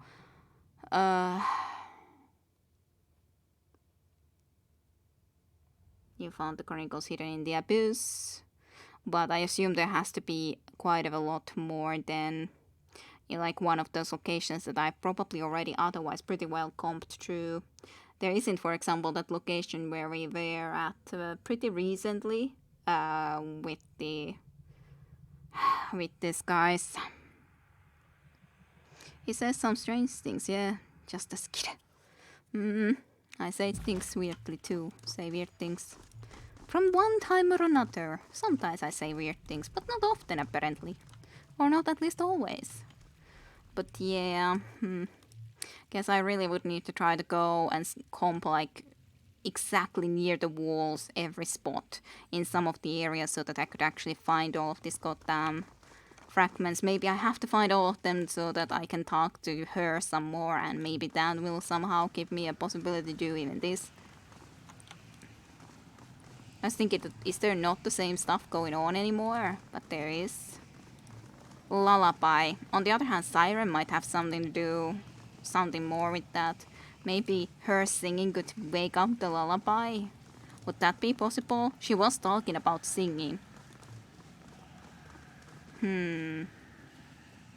I feel that we have to try and return here with Serene if we don't find anything otherwise, because she was talking about stuff here too. So let's see if we can find all the chronicles first. After that, we'll go and get Serene back here and stuff. Yep, nothing else here, at least for the moment. Yeah, I know. I forgot last time around it about it anyway, so yeah. It's a shame, but must be done. I don't want to be having to miss stuff just because of this sort of stuff.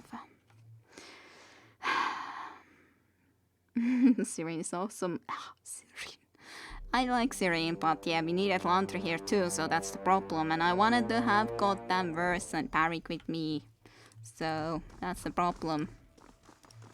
It's the problem.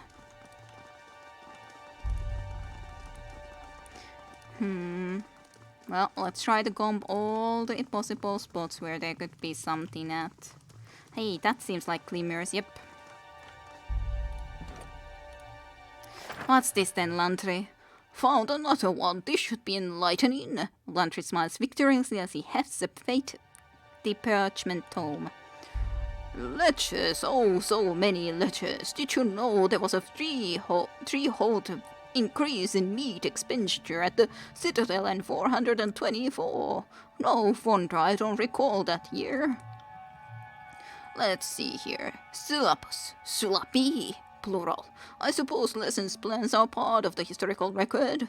My painful memories aside. Oh, look, multiplication tables, the triangle proof, all three. 4 of them. And, what is Kairos' harem doing in the lesson plan? Lantry furrows as he sifts deeper into the text. A harem plan? The term Kairos' harem was a wide variety of uses, none of which appear to be outright illegal to repeat. According to Blade and Mark, the harem is a condescending term for the thousands of people that become infatuated by the Overlord and offer their lives to the Archon strictly out of blind adoration and loyalty. Such records are said to be plucked from the harem. You also know it to be a mathematical problem used in part to teach clerks, censal takers, and other stewards in geometric progression. The clerks must plan a multi-week harem rotation involving outstanding large numbers of consorts, slaves, and volunteers, each group progressively larger than the last. The salacious nature of the world problem is presumably intended to help the lesson stick. Okay? Multiplication tables. Painful memories indeed. You don't like her at all. I liked F a lot when I played. F is fine too, but I like Sirin a lot more now that I know her history. I didn't like her at all when I didn't know her history, but she has some painful history, so it's understandable that she is a little bit screwed up, considering what all she had to go through. So that increased her... the fact that I liked her a lot more though, because before that I didn't like her at all. After that I actually liked her. I was trying desperately to kick her off down from the spire along with the rebel commander when I was doing Nervat's run A.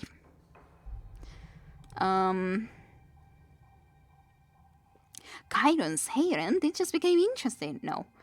Oh, I know that one. Imperial Champion Day 1, 3 top concerts the next day, then the 9 conquered hares, then 3 nights of 9 concubines each night, then 9 nights of 9 slaves each night. Simple.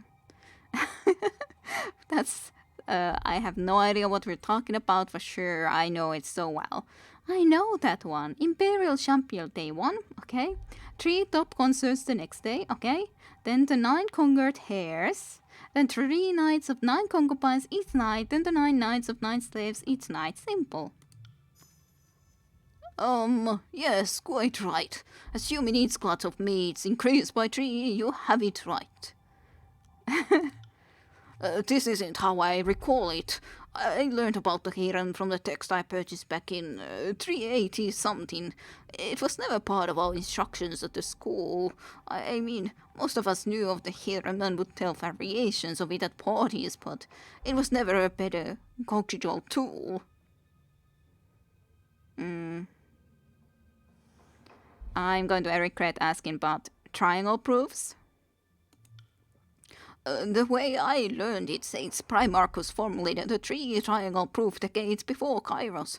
Where Kairos' rule is ascended, it's taught differently. As written here, Kairos is credited with the core proof, broken into two similar thought exercises, and Primarchus is said to have been inspired to formulate the two others from Kairos. This is either a long-lost secret or most likely a recent fabrication. While it is true we were connoisseurs of any treatise, never in all my years did I use many of these exercises in my actual lesson plans. I am probably the biggest Kairos aficionado in all of the Willem Citadel, and I can say with certainty that these elements of Kairos math were not standard teaching.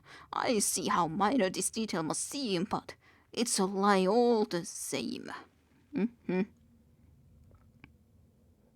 I like Epicus fight the power. Again, yeah, then it's a little bit different for fighting the power, but I'm not a rebel this time around anyways. If I was a rebel, it would be a little bit different. She's not that bad, I'm sure, but Siren's sister is so fucked up, she needs all the love. Ep, on the other hand, lost husband and 3 children. I don't know, Siren's cuter. What a way to teach children's maths. Okay, this is Kairos' harem. What's a harem, mom? But yeah. Eb has gone through a lot, but of course she's an adult. Yeah, has gone through a lot. Lost everyone that she loved. So of course has lost a lot. But it's different of course with Siren because Siren is still quite young nonetheless and has had fucked up childhood from the beginning. So I don't know even if she can ever be really normal. I don't know. Need all the love. I don't know if I would say it like that either, but because on the other hand, if you would just start to be at least giving all the love or starting to spoil someone up, then that wouldn't be good thing to do either. It depends what you mean by all the love. If you wouldn't start to cuddle or start to spoil them or something, that wouldn't, I don't think would be the best either. But yeah, nonetheless, yeah. Considering she was taken by Kairos so goddamn early in her childhood and lost a mother. Mother was protecting her. It's quite some memories, bad memories. And then, yeah, time in the Kairos' court at the beginning wasn't really very nice either. So it is quite fucked up story regardless.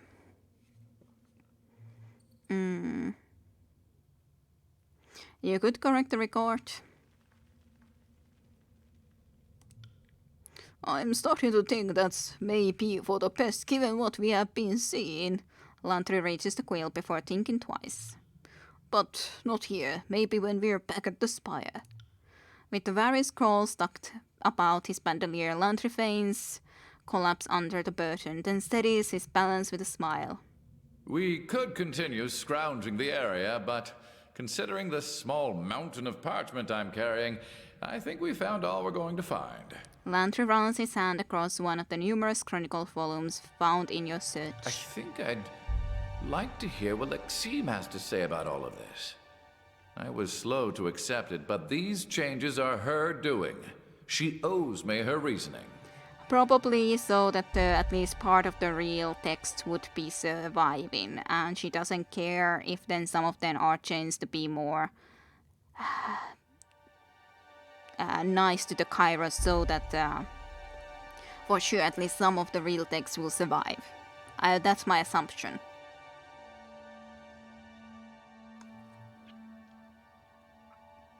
I only saw Siren through these streams. She had nothing to do with me in my playthrough.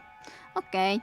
But yeah, like, I don't remember if you were there when we talked to Siren about all of her past.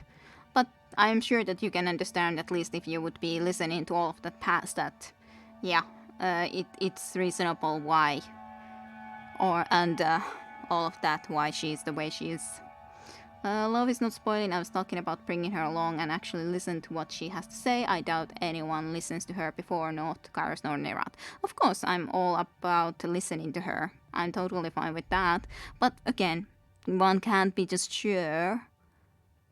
There is all sorts. It's not like you can just say that one word and for sure know that yes, this is what it means to you. Because different people would think about them differently. It's not like people that cuddle or spoil their kids don't love their kids, for example. I think they still love them, but they just simply show the love in the incorrect way. So it doesn't mean that someone wouldn't love them, though. I was either there or watched the VOD because I remember her. Okay. Okay.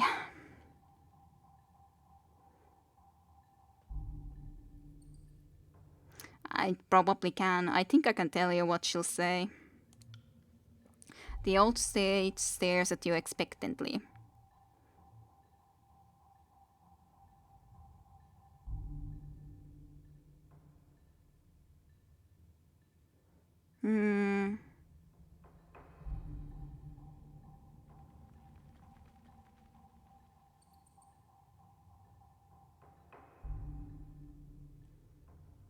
I wonder what because there isn't the one that I would want to say. I would want to say that I think she wants to preserve some of the truth by making sure that there's some beneficial stuff about Kairos so that they would be keeping those things alive and would save them.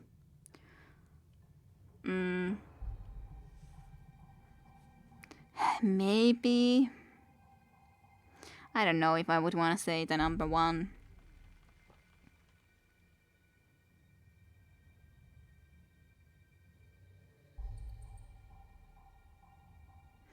Nor the full chronicle? I don't know about that. I don't know. That doesn't sound right. I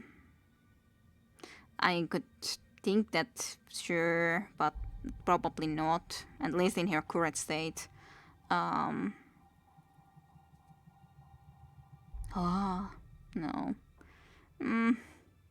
But yeah, I guess I would say 1 or 5 from these options. Probably. I don't know.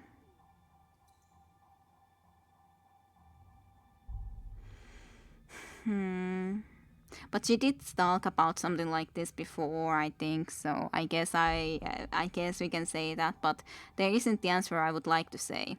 She'd reiterate that the school is gone and the Cornelius can now only help the living. Yeah, Lexim is in the story cop, definitely. She told us before she wants to correct it in favor of Kairos, so Chronicles can be saved at all. Yeah, but again, like I said, I would have liked to be able to say that stuff, but I can't exactly. So, but There is wisdom to what you're saying. There are precious few who can read this chronicle, let alone find value in it. And they will have no appreciation for the historical accuracy. They might even view it as fiction. All of this feels wrong, and yet I do understand Lexim's intention. I thought the chronicle was more important than my own life. But is it more important than the lives of others?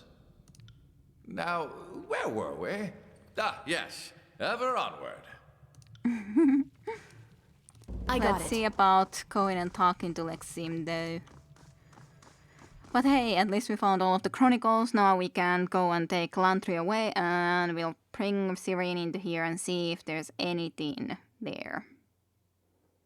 There's always wisdom in what I'm saying. Yeah, it's there. It's there now. What about Darkest Dungeon? At least I uploaded 3 episodes. What do you guys think of well, second episode was the difficult one. But after all, I'd never been into that location previously after all, so yeah. Didn't go perfectly.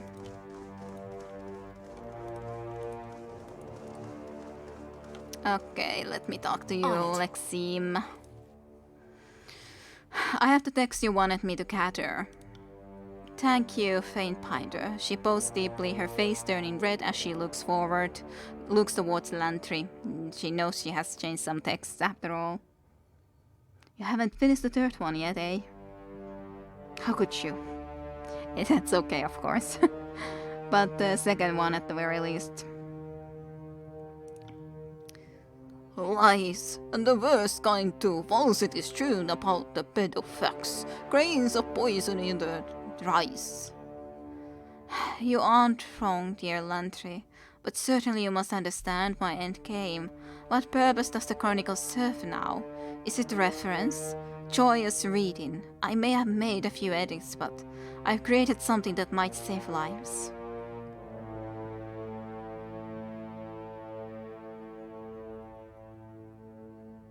I'll show Claire silently. I'll let them talk. So you are justifying your lies now. This is not how proper sages behave. Tell the full story, the good parts and the bad. Is that not our way? Our way ended with Kairos. Our school is gone. I'm but a pale shade of what I used to be.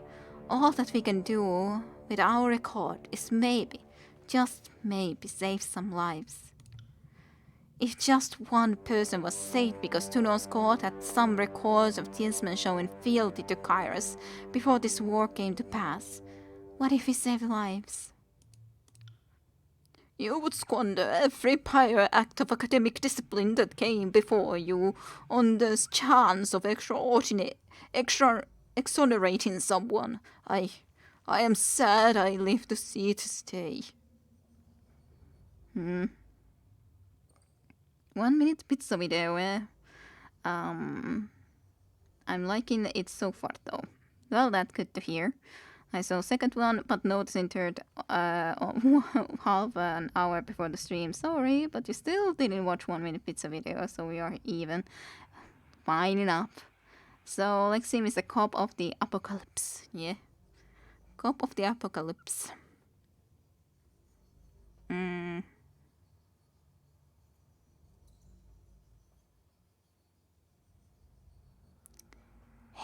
I could so go either way. Completely either way in here. It's true, Tunon does get swayed by evidence, so it could help someone, that's true. But on the other hand, I personally would like accurate record too. So, yeah. I don't know which one to choose though, or should I just stay silent? Should we remain silent or should we choose something? I do not know. Does any of you have opinions about this matter? To choose something or not to choose? Now that is the question.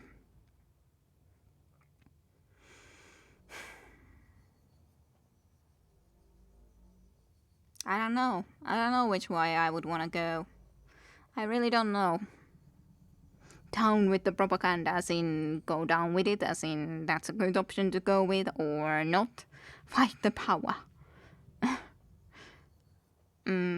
Because you can't be saying that I'm down with it, as in that you will actually be happy to go with that sway, or down with it, as in a bad way. So I don't really know which way you actually think of it.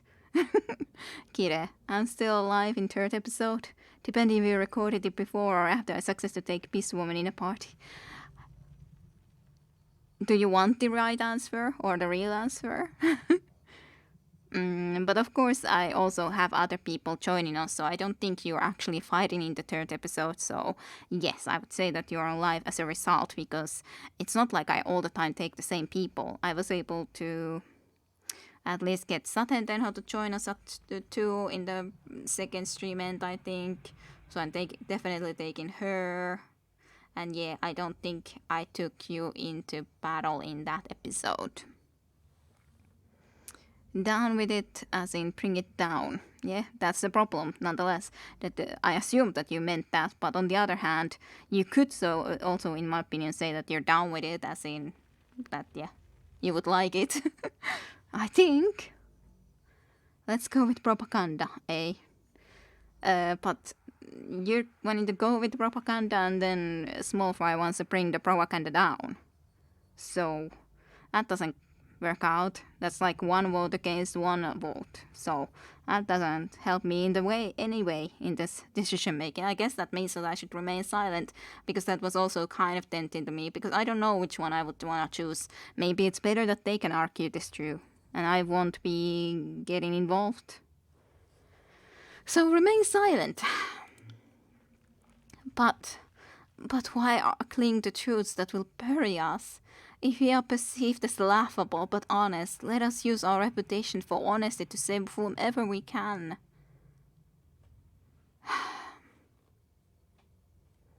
Kinda true, I guess.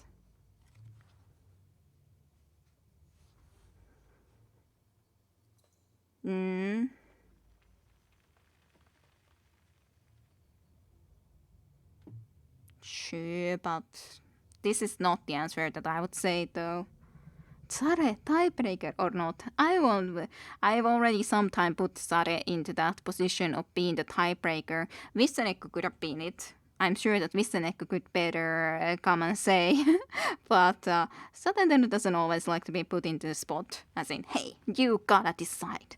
So it's better that I don't do that anyways. It's probably overall better. I do like to hear opinions and everything, but it's better that I don't try to say to anyone that, hey, you gotta be telling me what to say into this matter. So I'll try not to do that at the very least. Personally, I don't think you have to say sorry though. Yeah, I hate being in the spot. So I try to avoid that with Saten Tenho. Anyways, I did do it once and I know she doesn't like it, so I will be avoiding it. Welp.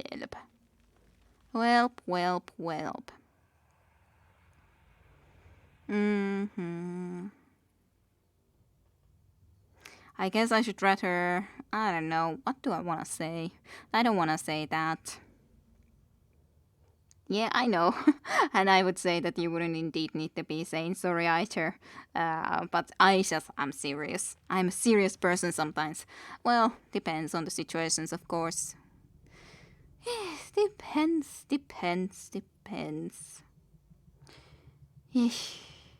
Fine. The essence of Kairos' conquest is making the enemy compromise. Bend the truth and you have truly lost. I am as self-serving as it gets, and even I feel like this principle matters more than a few lives. Generations of sages toil to make this record right and true. Would you truly squander their life efforts? You speak true, and I cannot say the same. Lexing cups her face in her hands, wiping away errant tears. If the others knew what I've been doing, what have I done? Thank you, Kide. I apologize for the deceit and half-truths, but by now you must understand my intentions are kind. Since you held your end of the bargain to preserve my text, I submit now to your justice. She drops to one knee. My magic has left me. I have forgotten what it feels like to dream. Please, I think I wish to be free of my regrets. No.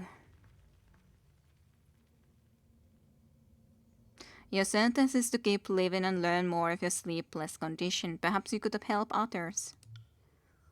I have sworn to their fate by the side, but I will endeavor to return to you if and when I can. Forgive me, I had been ready myself for the end, but if my partisman is to live for help, the other sleepless, well, I shall not defy such a merciful ruling. Thank you, Kide, for everything. The body has reserved circular reason. One last thing. Lexine draws her dagger, gripping it by the blade and present it handle forward. I lack the magic to make this sing like I once did, and the pain don't seem to attack me. Better you have this. You say this with such finality. Lantre blinks rapidly before shaking off the sorrow with a pained smile. As a treasured blade will be used in great deeds. Thank you, Lexime.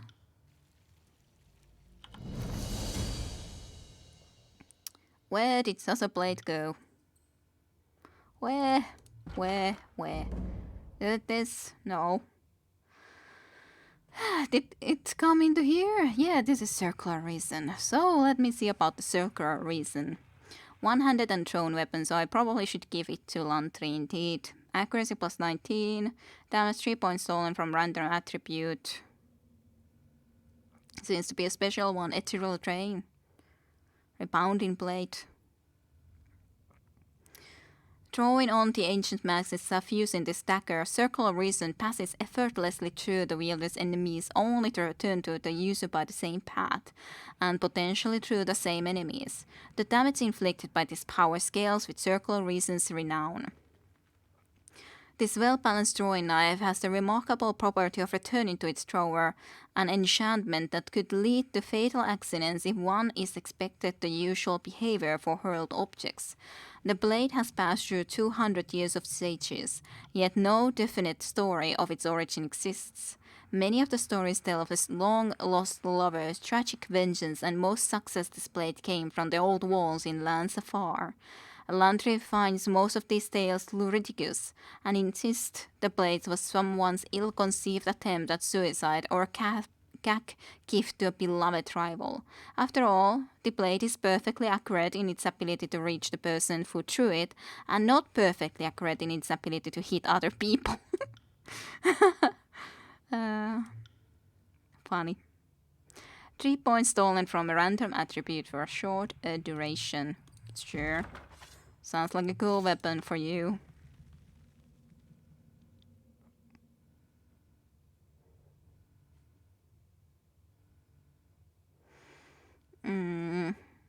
I guess I can have your normal weapon equipped, and then I guess you can have both of these.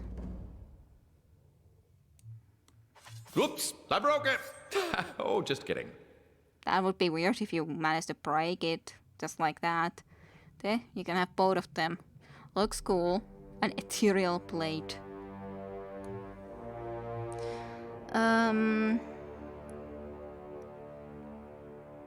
Draw your weapon is cool, even for me, Red's best friend.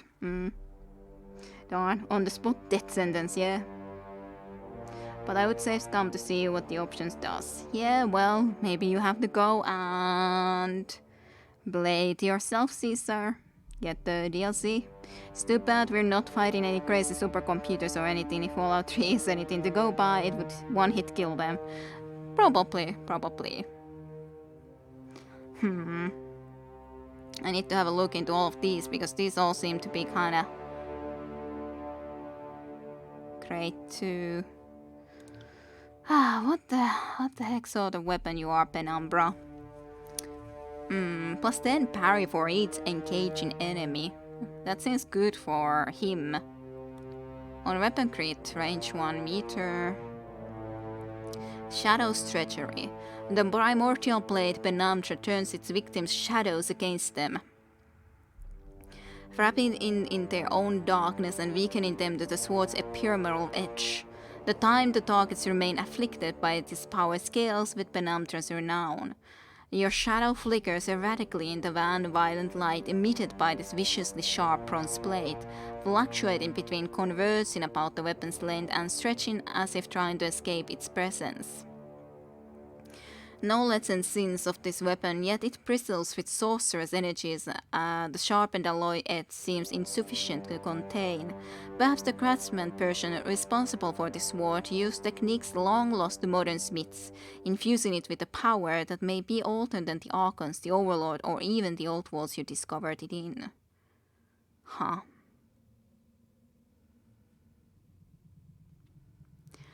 Defending indeed. It's kind of a sad thing, because I wanted to use this sort of stuff with him, really. But I don't know. This seems cool.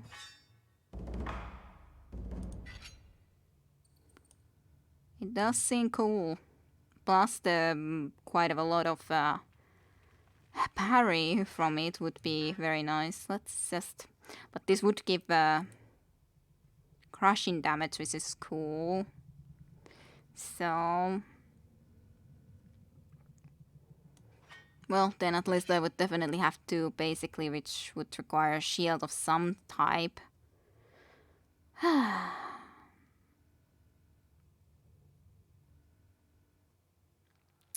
Well.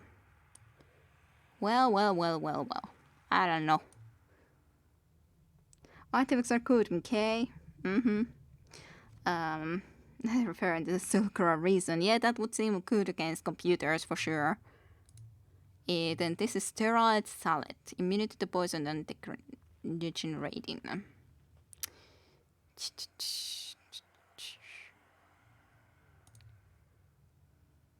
I don't think I would like you to wear it. would feel weird for you to wear that sort of a helmet. You would do fine with it, but you can't exactly, so no can do. How's my... God, like, how does this exactly compare to this goddamn other stuff? Hey.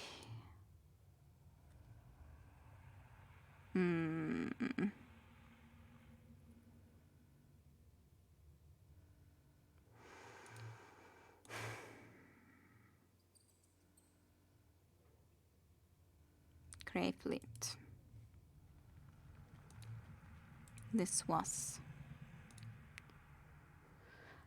So damage, this does corrode damage specifically. And this does a little bit more DPS. I don't know, should I try that then instead?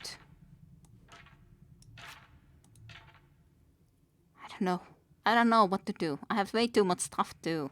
It's all sort of freaking crap. So much crap. Eesh, so much stuff. Well, let's see if we can fight this. If not, then yeah, I'll try to go and see what would happen if we went and got Serene. That might still not help to actually go and fight against this thing, but I might have something special to do with this thing. At least that's my hope, because I don't know what else to do with this thing. Serene seems to be the answer to me. At least now we have done what we needed to do with Lantrin here. So, that's good, right? That's an image. What is an image? Immunity to degeneration. A lot of people in this universe could use that. Yeah, I think so, yeah. And it was found beneath Bastion's wound of all places. That's an image.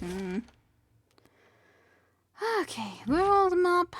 At least the main story otherwise would be completed, so hey, that's something. Yep, long goddamn distance to go all the way there again, but oh well, can't be helped. That's how it is. That's how it gotta be.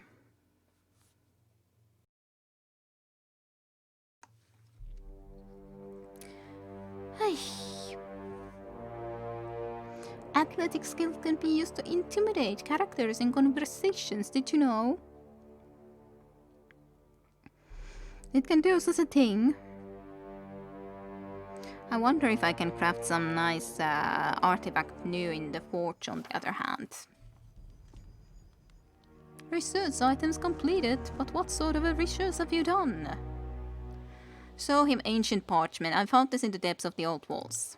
Ah, another incredible find, Faintbiter. The scribe sincerely takes the offered document. Yes, these clips, and here, the grain of the sheet. And this matches closely with other documents we found in the old walls. Whether that means it was left by those who crafted the old walls or by those who came later to study them, I would hesitate to conjecture.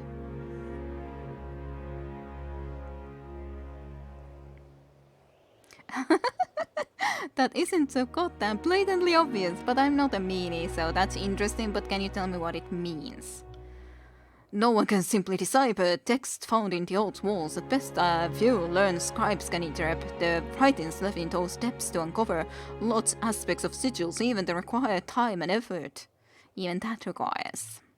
This is particularly unusual specimen. These repeated clips may be some kind of mathematical notation expressing the relationship between specific values.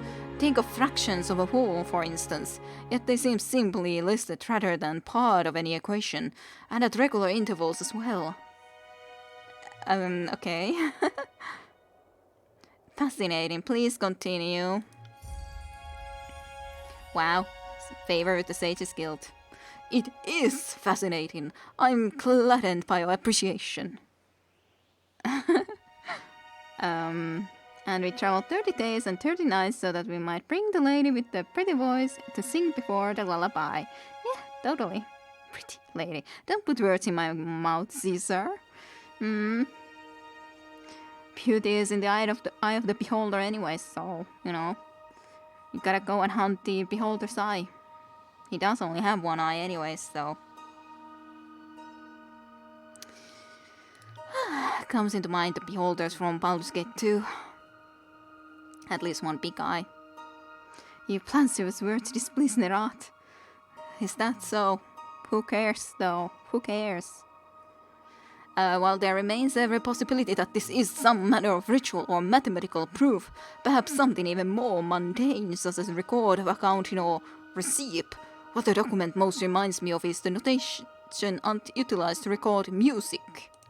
Oh, if anyone could shed light on this, I imagine it would be the Archon of Song. If my inkling is correct and it is some sort of music, her special gift might provide insight. Were I you, I would avail myself of her expertise. Ooh. Well, Serene, I need your help again. I couldn't help but notice you speaking to Sage Garrus at your library. What were the two of you discussing? Give her the parchment. He thinks this might be written music. What do you think? I do kind of wish that we had Serene with us at the time when we found it. I think I'll be happy to give these a reading. No promises, of course. She pores over the pages with a critical eye, at times pausing to raise a hand to her lips and ponder. Finally, Serene nods with a sense of understanding and clears her throat to speak up. I think your researcher was right. This definitely describes music. No wonder it felt so familiar to me. It'll take a little while to fully understand. The relationship between tones are universal, but tempo and volume vary. Just because the notation looks intuitive doesn't mean it is. If I'm right about what's on this page, though, it's related to that humming stone Cairn left for me. Not that I have any idea what that could mean. Okay.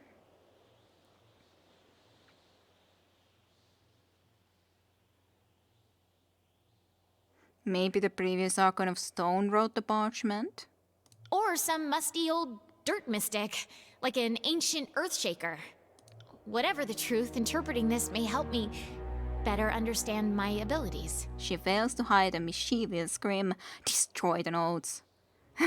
No, I look forward to finding out what you uncover. When I figure this song out, you'll be the first to hear. She strides away, focusing on the parchment. Well, Hello, Fatebinder. Sarah greets you quietly, face drawn. Her countenance presents a world of weary exhaustion. What do you need? Come at... Well then, let's go. If you're gonna teach me the wonders of the world, it's not gonna happen here. I will return to our holdfast at once. You sure, Shoal? It's not like it's a long distance anyways. Ay, level up for you on the other hand in the meantime. Unspent talent points. Sure, I guess. I would increase it to 22 already. Sure. Sure. What about in here? Dual localization, level 13 required. So I had all this stuff, right? Yep. Resonate greatly increases damage prevented by Siren's resonant field, yep.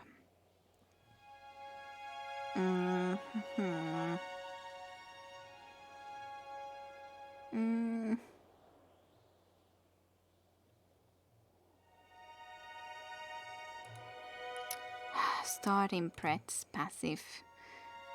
I just have no idea about her skills, really, generally speaking. Maybe I do need to let her at least control her own stuff. I guess I can add one more thing, so let's see. Aria of Storms. Siren's Aria generates lightning that strikes all foes near her and then chains to distant enemies. Those struck are knocked prone and dazed. Sounds cool. And then this is passive, foe target versus magic. Siren maintains a field of sound around her that retaliates against attackers. Melee attackers have their damage reduced for a short time. Vengeful bitch. I guess we could take that. Sure.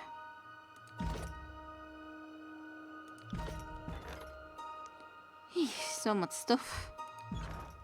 So much stuff to do. Yeah, you are basically with the AI. In some sense it's fine, because at least then one that I don't need to control as much. And it will be a song to kill everyone who listens. You see, Siren is useful.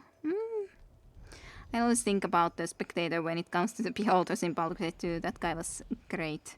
I don't remember him quite that well, because I don't think I did that area that often actually, even though I should have. But nonetheless, Dirt Mystic. Song to kill everyone who listens. Siri is apparently a fan of Leo Tolstoy. Vengeful bitch. Yes. It sounds more of a like a bitch, but I don't know how to say that. Bitch. Eh. It's just it is what it is. It is just how it is. Do you still have a level up? I thought that I already leveled you as much as I could have. I can still use something in here. Sure, I guess. Accuracy? No, let's give you some quickness. Sure.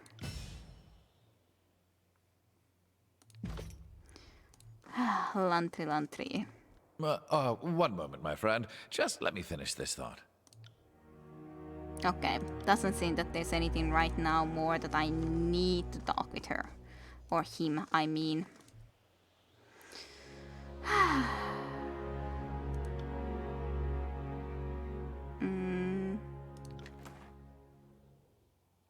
So, scrolls and a sky cap. Apparently. Infirmary upgrade.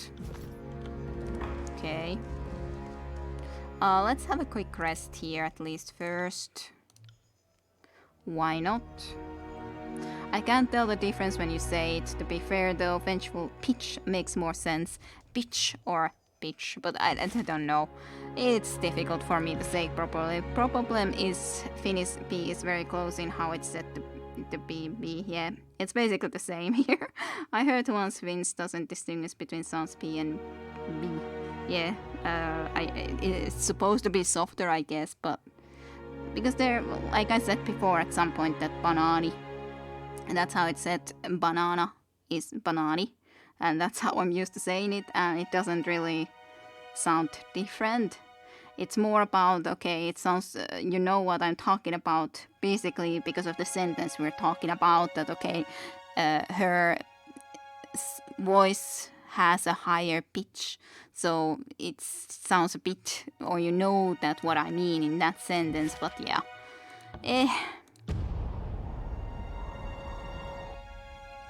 It's difficult for me to say them really well, separately, differently.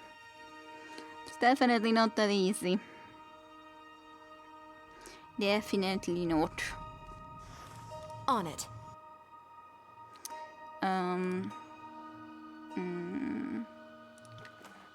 Yay, I got something. Pride of the Forgotten.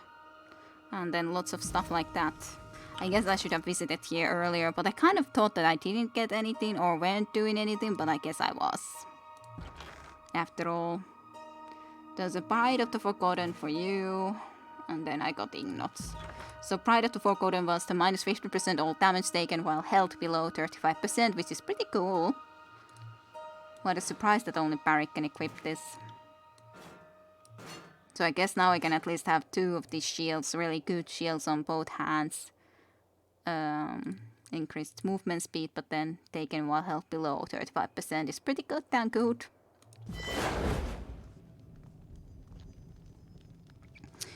I guess most B words are loan words, so we probably wouldn't even use B if it wasn't the case, yep. In Finnish that is true, Vissenekko. I understand, I applaud you for speaking other languages besides your native one so well. It's very hard to hear, though very often when I have heard native English speakers learning in Finnish, their P has kinda H sounds after it.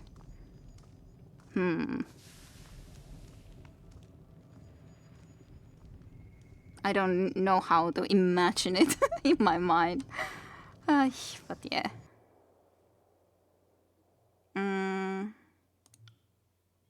Let's see what sort of options we have. We have a lot of options anyway, so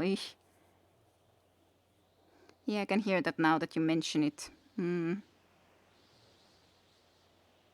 Peach? Peach? I don't know. It's really difficult to really imagine how to say it. Plus 10 to accuracy. Seems cool enough though, considering. Alchemist globes. Mending, lots of mending. My god, there's so many things to look into. Elegance. Finesse and magic defense. Only Serene can equip this item. I guess that would be cool though, but then I need to go and actually get some more people here. But that would be cool. It would seem like a very good item for her to have some better shoes at least. So she gets some magic defense. Would not be bad. So got that many items that we could craft. Basically at least. And these are artifacts. Aspect of Nightmares. +10 to all magic skills. Cloth Armor Superior. That does sound pretty good. Hierarch's Robes.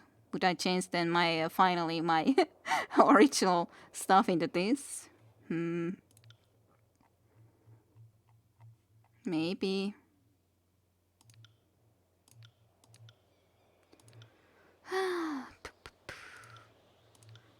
But there's just so much to look through that it's a little bit too much to think about it too long. I guess this seems sensible.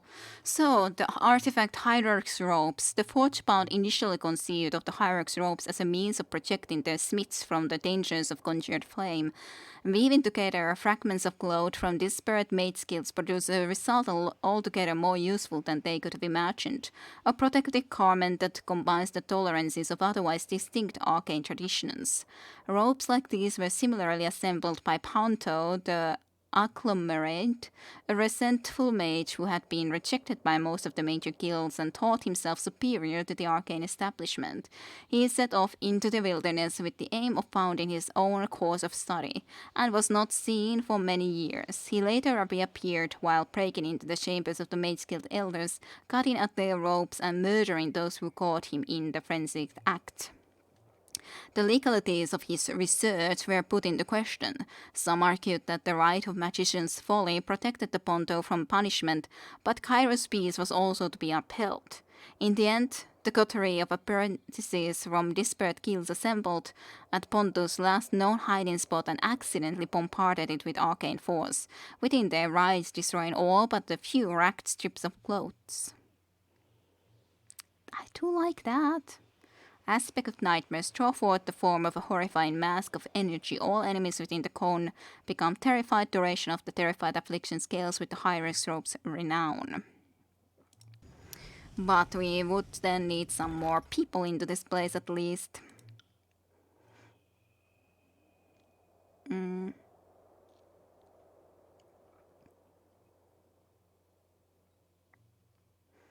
I guess.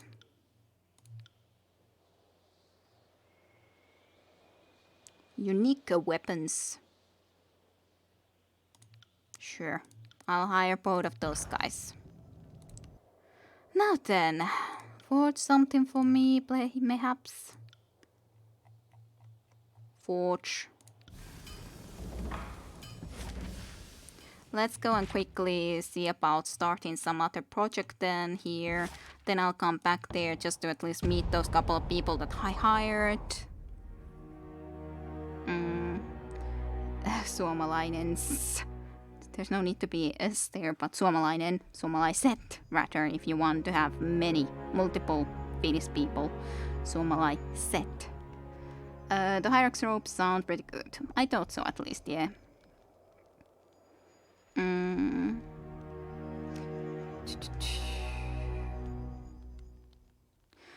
You need to since the rest of all humans still haven't learned to speak Finnish. Yeah, darn humans. I know, but it's still impressive to me since I only speak one language. It's weird in some sense considering the fact that we're supposed to even learn Swedish too. So then we would have to know at least 3 languages basically. Not that everyone would be able to talk all 3, and I'm not good in Swedish at all. I know a few things like the Vänta på mig is the wait for me basically. Vänta på mig. But yeah. Jag vet inte. Not sure what that was other than I am not vet. Vet, I'm not sure what that is. Inte is basically indeed the negative, I think, and ja is of course us, but I don't know. See, I didn't remember that. Vänta på mig, I remember, and jag är trött, as in I am tired. Those two I remember for whatever reason I do.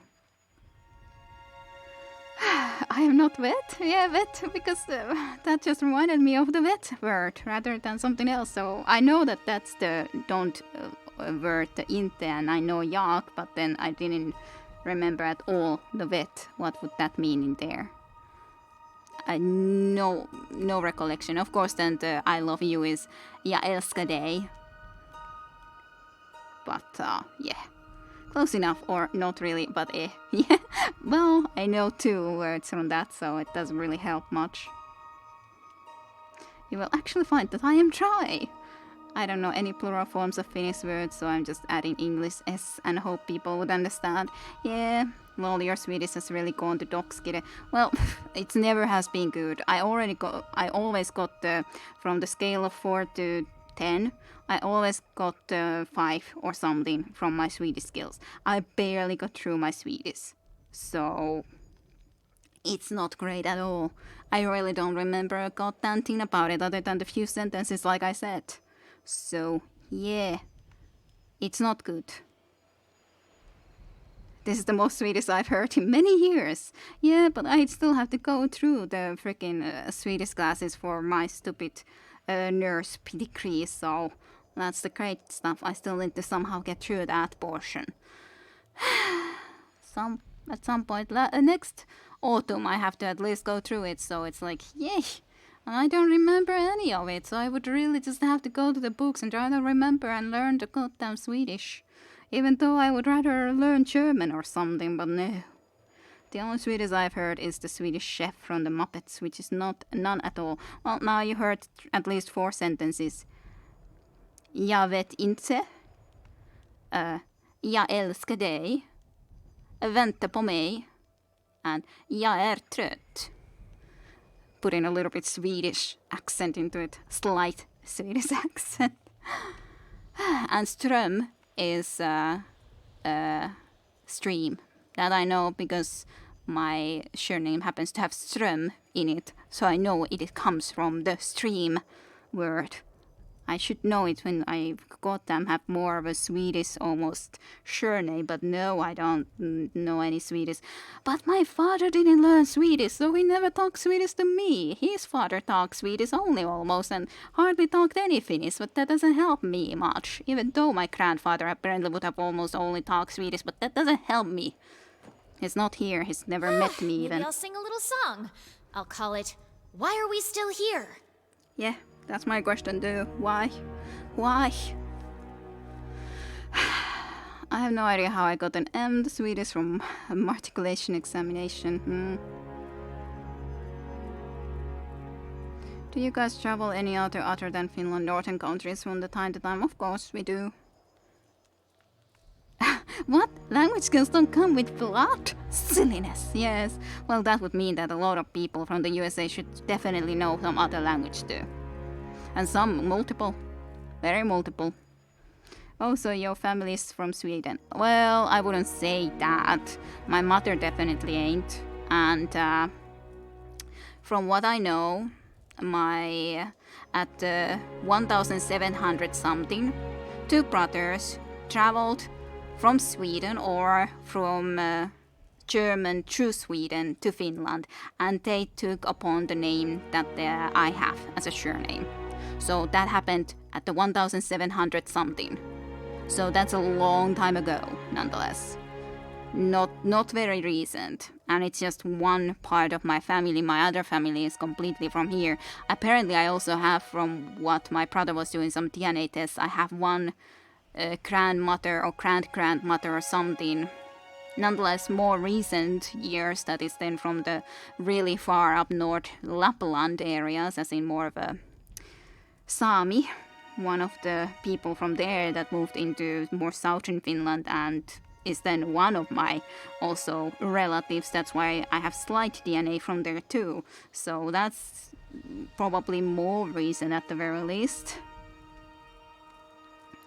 I don't. All Nordic countries are expensive. If I travel, I'd go to a cheaper place.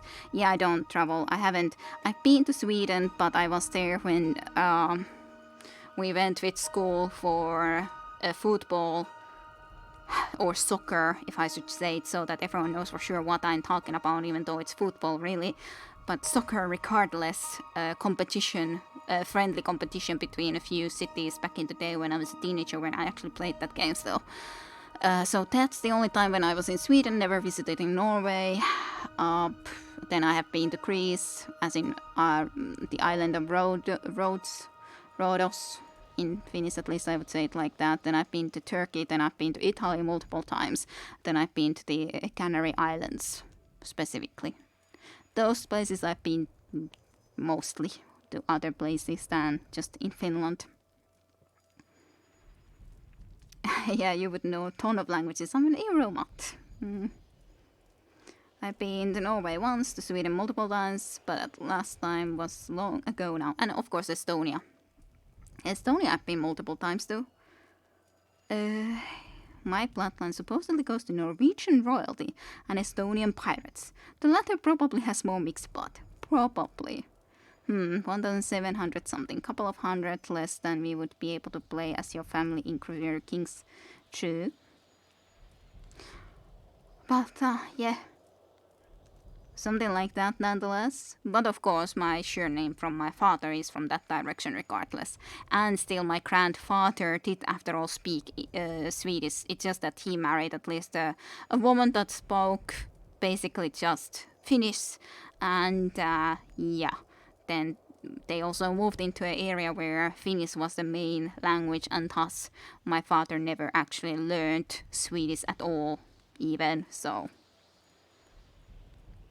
I've never been out of country, but going to New York is longer distance than any Nordic country from Finland. Yeah, I'm sure. I'm sure that's the case. Of course, it would be a little bit different if you think of going to Turkey from Finland or something like that. Then at least this comes a little bit longer distance nonetheless than at least right neighbor country. I probably shouldn't, but I usually think Estonia as a Baltic country and not Nordic. I have been there multiple times, of course, as well. Yeah, I think of Estonia more as a Baltic country too, but I was talking about all the places I've been to. But I would think it more as a Baltic country nonetheless, even though I guess Estonia was accepted as one of the Nordic countries nonetheless. At least wanted to join the Nordic countries. It's pretty north. Yeah, not unsure. Anyway, Sage.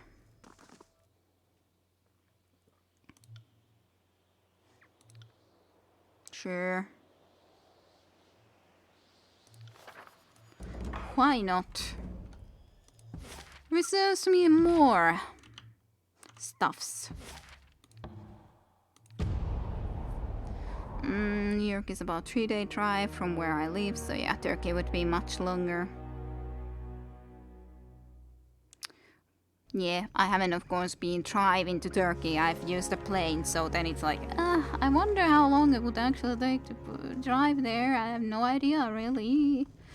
But anyways, I wonder who were the people that I had talked to. Probably not Temerin around here. And the man gives you a slight bow with his arms outstretched before him. You can see his arms bear markings both familiar and foreign to you. Greetings, faint Pyra. I may not be a mystic or a mighty warrior, but what I possess are my connections to the world trade. You've traveled the world? Yes, I've seen this empire from one end to the other.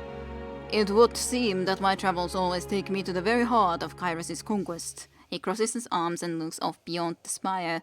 The tears, however, they are unlike anything I've seen before. I'm sorry to digress, I'm sure. You would like me to see my wares?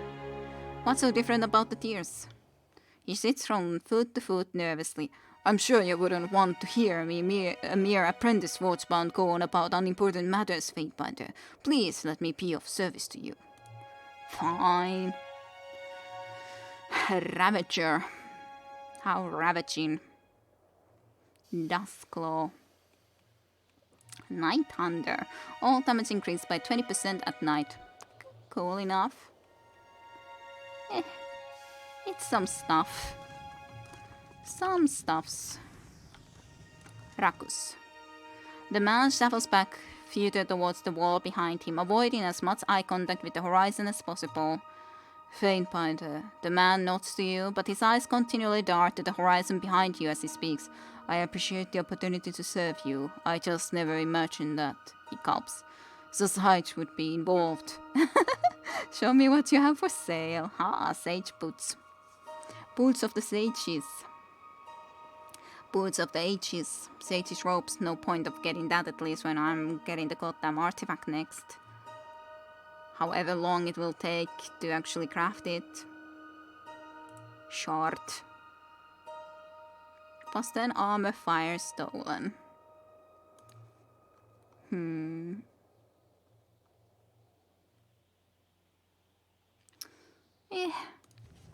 I should sell something soon at least, because I do have quite a lot of stuff, but hey, that's something. Actually, can I, let's see, what can I upgrade? Could I upgrade this? I guess I could if I want to. Not sure though if I wanna. This I cannot, yep. That's way not something, but this I could actually upgrade, which is kind of interesting. Benumbra upgrades to. Has the same stuff in there. Accuracy is a little bit better. Slightly more damage. I guess we might as well go and actually upgrade it. Fine. Then could try to upgrade it even more if we had even more money and more of this goddamn stuff and more forged recruits. I guess I don't need to upgrade it immediately more, but hey, it's a little bit better quality. Cool enough.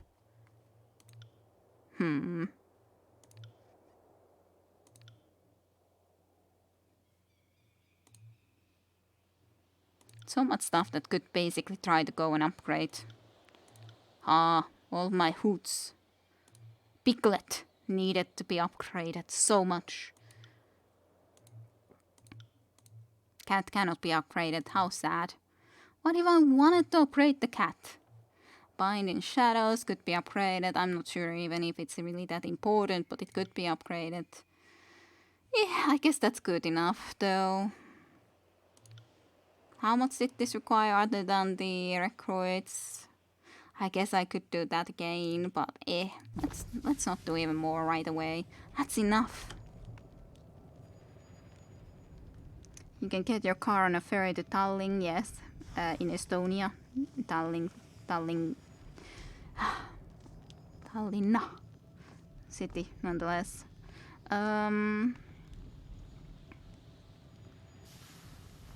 Yeah, here we jokingly call Estonia's capital Tallinn, just South Helsinki. New York is about 3-day drive from where I live, so yeah, Turkey would be much longer. And yeah, well, consider that Estonians are brothers. It's weird that they are Baltic and we are Nordic in usual cognition. Yeah, I heard Estonian and Finnish languages have some similarities. Can you speak, understand it?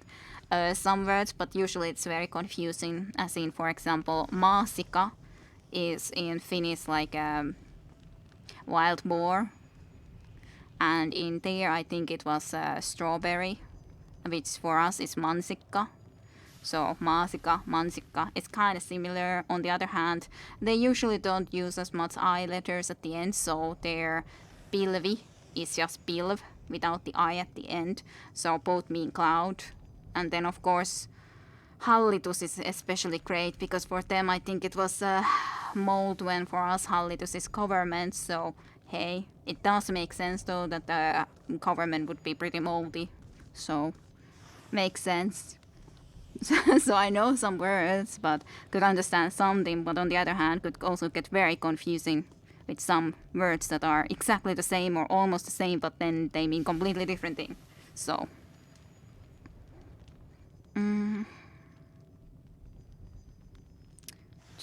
I heard Estonian Finnish. Yeah, could you drive there? I wouldn't think so. Well, indeed, if you take the boat or if you go through Russia, I guess you could try to drive there, but it would be a long way to drive like that.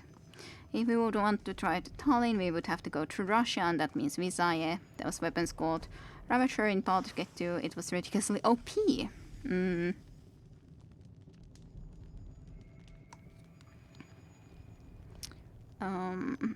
This guy has a fear of heights. I can relate to that. Damn, I would really need to get to Tallinn someday. It's so close by. But I have just thought of going for so many years now. You haven't ever been? And yeah, mold government, what's the difference? Yeah, my grandfather used to have a travel company for between Estonia and Helsinki, so yeah, I've been there a few times. None of those times were anything special. My internet died for 5 minutes and I still got Kira's answer. Superb. Yeah, isn't that great? Well, because I was talking about all sort of other stuff, but you heard the different stuff.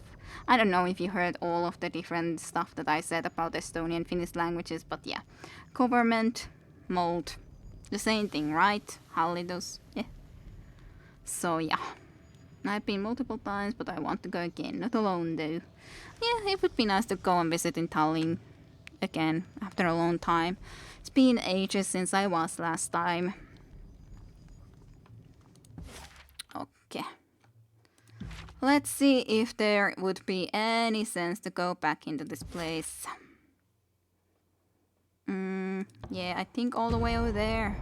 Let's see if there's any sense to do this with Serene. Is there anything we can do over there? I do not know. So many days just passed by.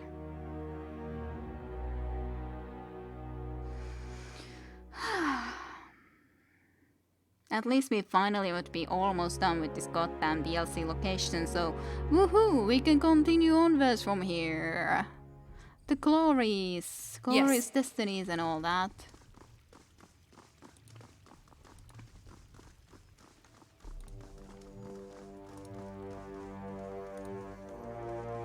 I so just wish that we could do something in here with this place, but I have no idea. Unless maybe I have to put one person to stand in each one of these spots. That could maybe work. I wonder if that could work.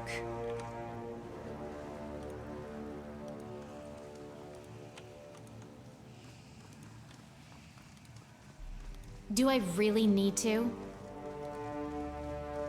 I have to at least try. Doesn't seem to be doing anything.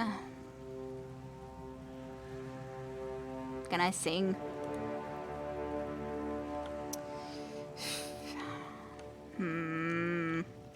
What would I be missing to be able to do this, I wonder? Or does she have to get her song learned well enough so she could actually get this done for us? Or what could be the thing we need?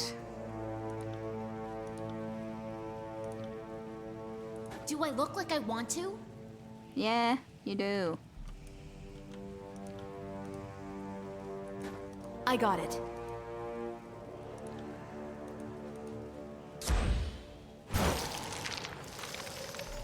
Nope.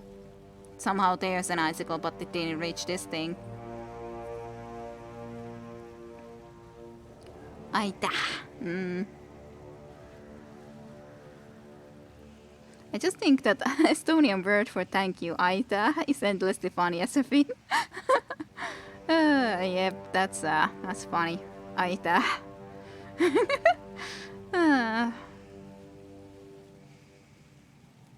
The vastness wound is healing, I guess. Maybe.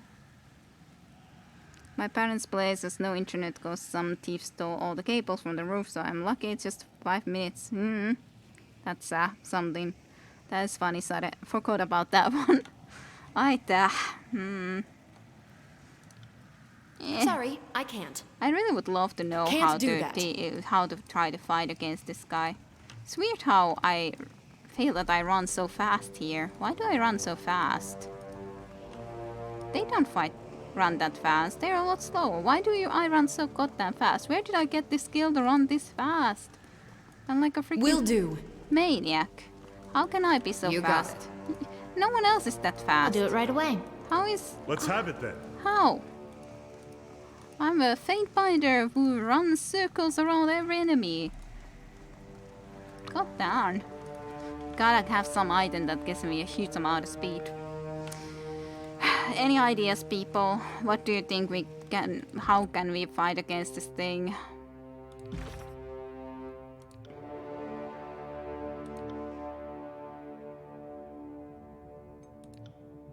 Here's nothing at least about it, so... Are you perma-hastened or something? I don't know what it is. Probably some thing that I selected that I didn't realize or remember about. Yes. I don't know why I'm so fast. No idea. No idea. Maybe some item gave me such a thing. I don't think so. This will be fun.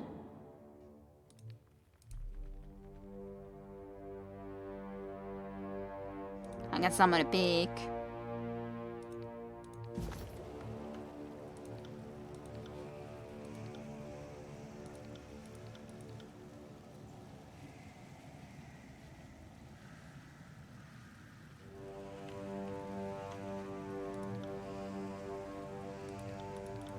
I'm not in combat even now, right now.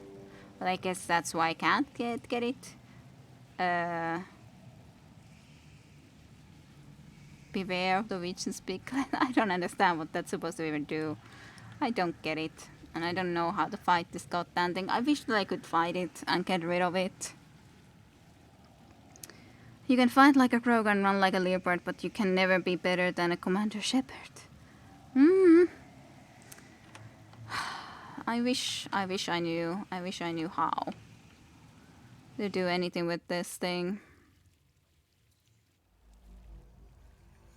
Might be that it's something related to this location, but I doubt it. Right. Well, it definitely has something to do with solving the problem in here, but I guess it has to be something that can't be only solved later and we can't do it yet. Maybe they have to be doing something to solve here for it, or maybe it's something else entirely. Let's check with Lexine one more time. I guess I can quickly check with a few people here if they have something to add, considering I was away for a moment or so, but probably again, no.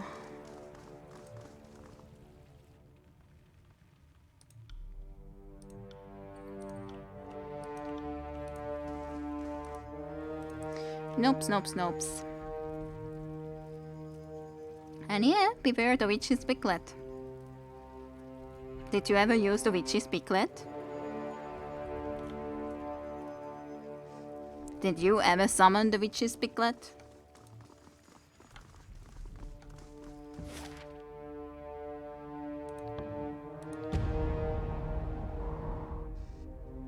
We don't really have that huge of a part of the map closed. A little bit, but it's not a huge part of the map, I wouldn't say. It's a little bit, but not that much. I don't know where you saw so much about it. To me, Yes. it definitely didn't look like much, but it's better that I run here alone than have anyone else running with me, clearly. Ah, there's actually people in here. Wow. Fatebinder returns to the lair of the Woundkin. Riftalon is always honored. The massive beast woman drops to her elbows, bow in her head, with an excited shove. Always. What can Riftalon do to Fatebinder? How are things here in the Wound? Order has returned. Woundkin and humans alike listen to Riftalon. Respect new Prima. What's become of your mystical talents? Human Johnny sleeps and legs snap until bone pierce meat. Riftalon performs mending right hand. She looks at the floor with a sad, sorrowful glare. And even Riftalon know how to trap human. She stuffs and snorts with a tapping of her finger along the stone floor. Child is fine so far. Have any outsiders other than me been through here recently? Nope. Crimson Chuckles peck at ruins beyond the tunnel. Lone Pup wanders into tunnel. Gods have good meal. Fatebinder is only outsider to live. I don't know. Would I want them on my side there? Maybe. But I don't know if I want to be asking about that right now. Faintbinder is always welcome to corridors of mighty woodkin.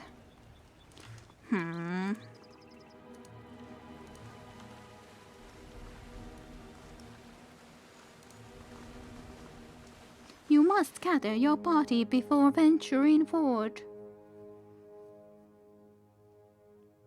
Never saw it yourself. I don't remember if it was from Dislocation or something else. What for? I don't know. Me fighting against the rebels, I think. But I don't know if I really need them for that. I don't know what war we are talking about. God darn Jaspers.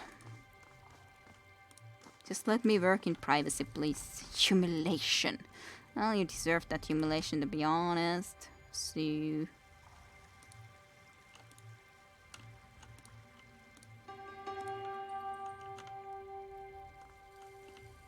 let me run alone. I'm faster than anyone for some reason or another.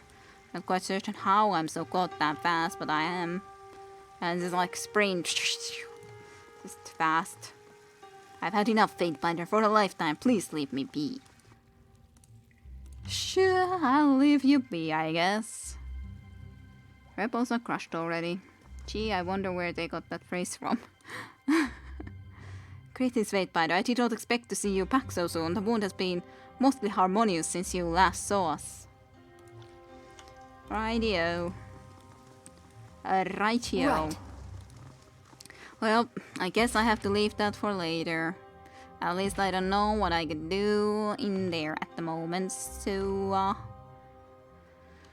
not too much that can be done, I don't think. Okay, you require nourishment. I hope you have a nice meal then. And I think I'll be ending soonishly the stream anyways, because I especially wanted to be able to finish that location. So have a good evening and a great weekend as well. Encounter in the Ventrance Well, an abrupt storm drives you into the shelter of a public house built under a colossal stone overhang.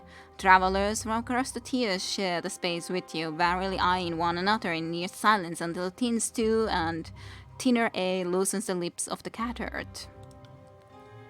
A wiry woman with midnight skin sets a large gourd on a stone near the back of the cave. Back even, she challenges you to a game of daggers, in which players compete to throw identical knives at the target. The person who hits nearest center in 3 tries wins. The purse, she states, will be 20 copper rings.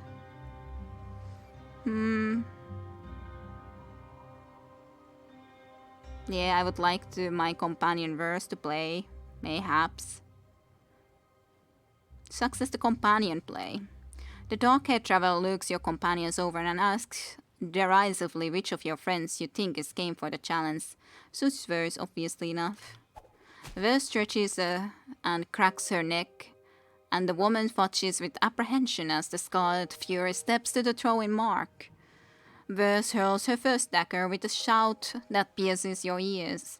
The blade passes entirely through the cord, rupturing into pieces that spatter the dirt floor. Verse turns to you and the woman shrugs and sits back down to enjoy her meal. The challenger, entirely cold, doesn't speak to you again. Yeah, but I'm not that great in that, but she at least can be.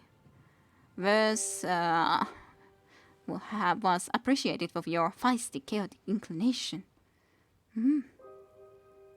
Focused, +5 to precision, inspired, +2 to wits, winners, and resolved. Wow, wounds and injuries from this. Cool enough. Nice for her to have some precision.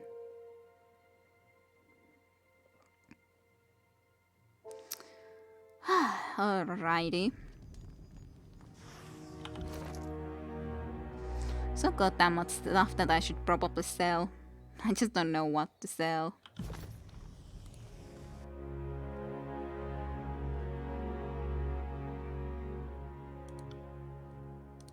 Did I ask you to do the other one?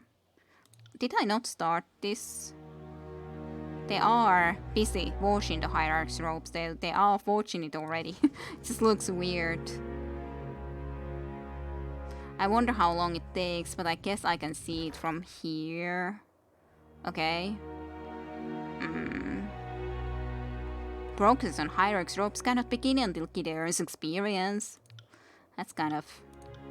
It's kind of strange how that works, to be honest. I guess I understand, but on the other hand, it means that then I waste all this time, and I probably wasted some time because I did not notice to immediately ask to start doing a new one previously. So that's kind of a shame, but can't be helped then.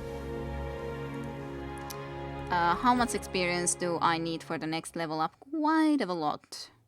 Quite of a lot. Well, I guess we could be ending here for today then. 20 rings, stonks, yeah. Not that much, but it's something.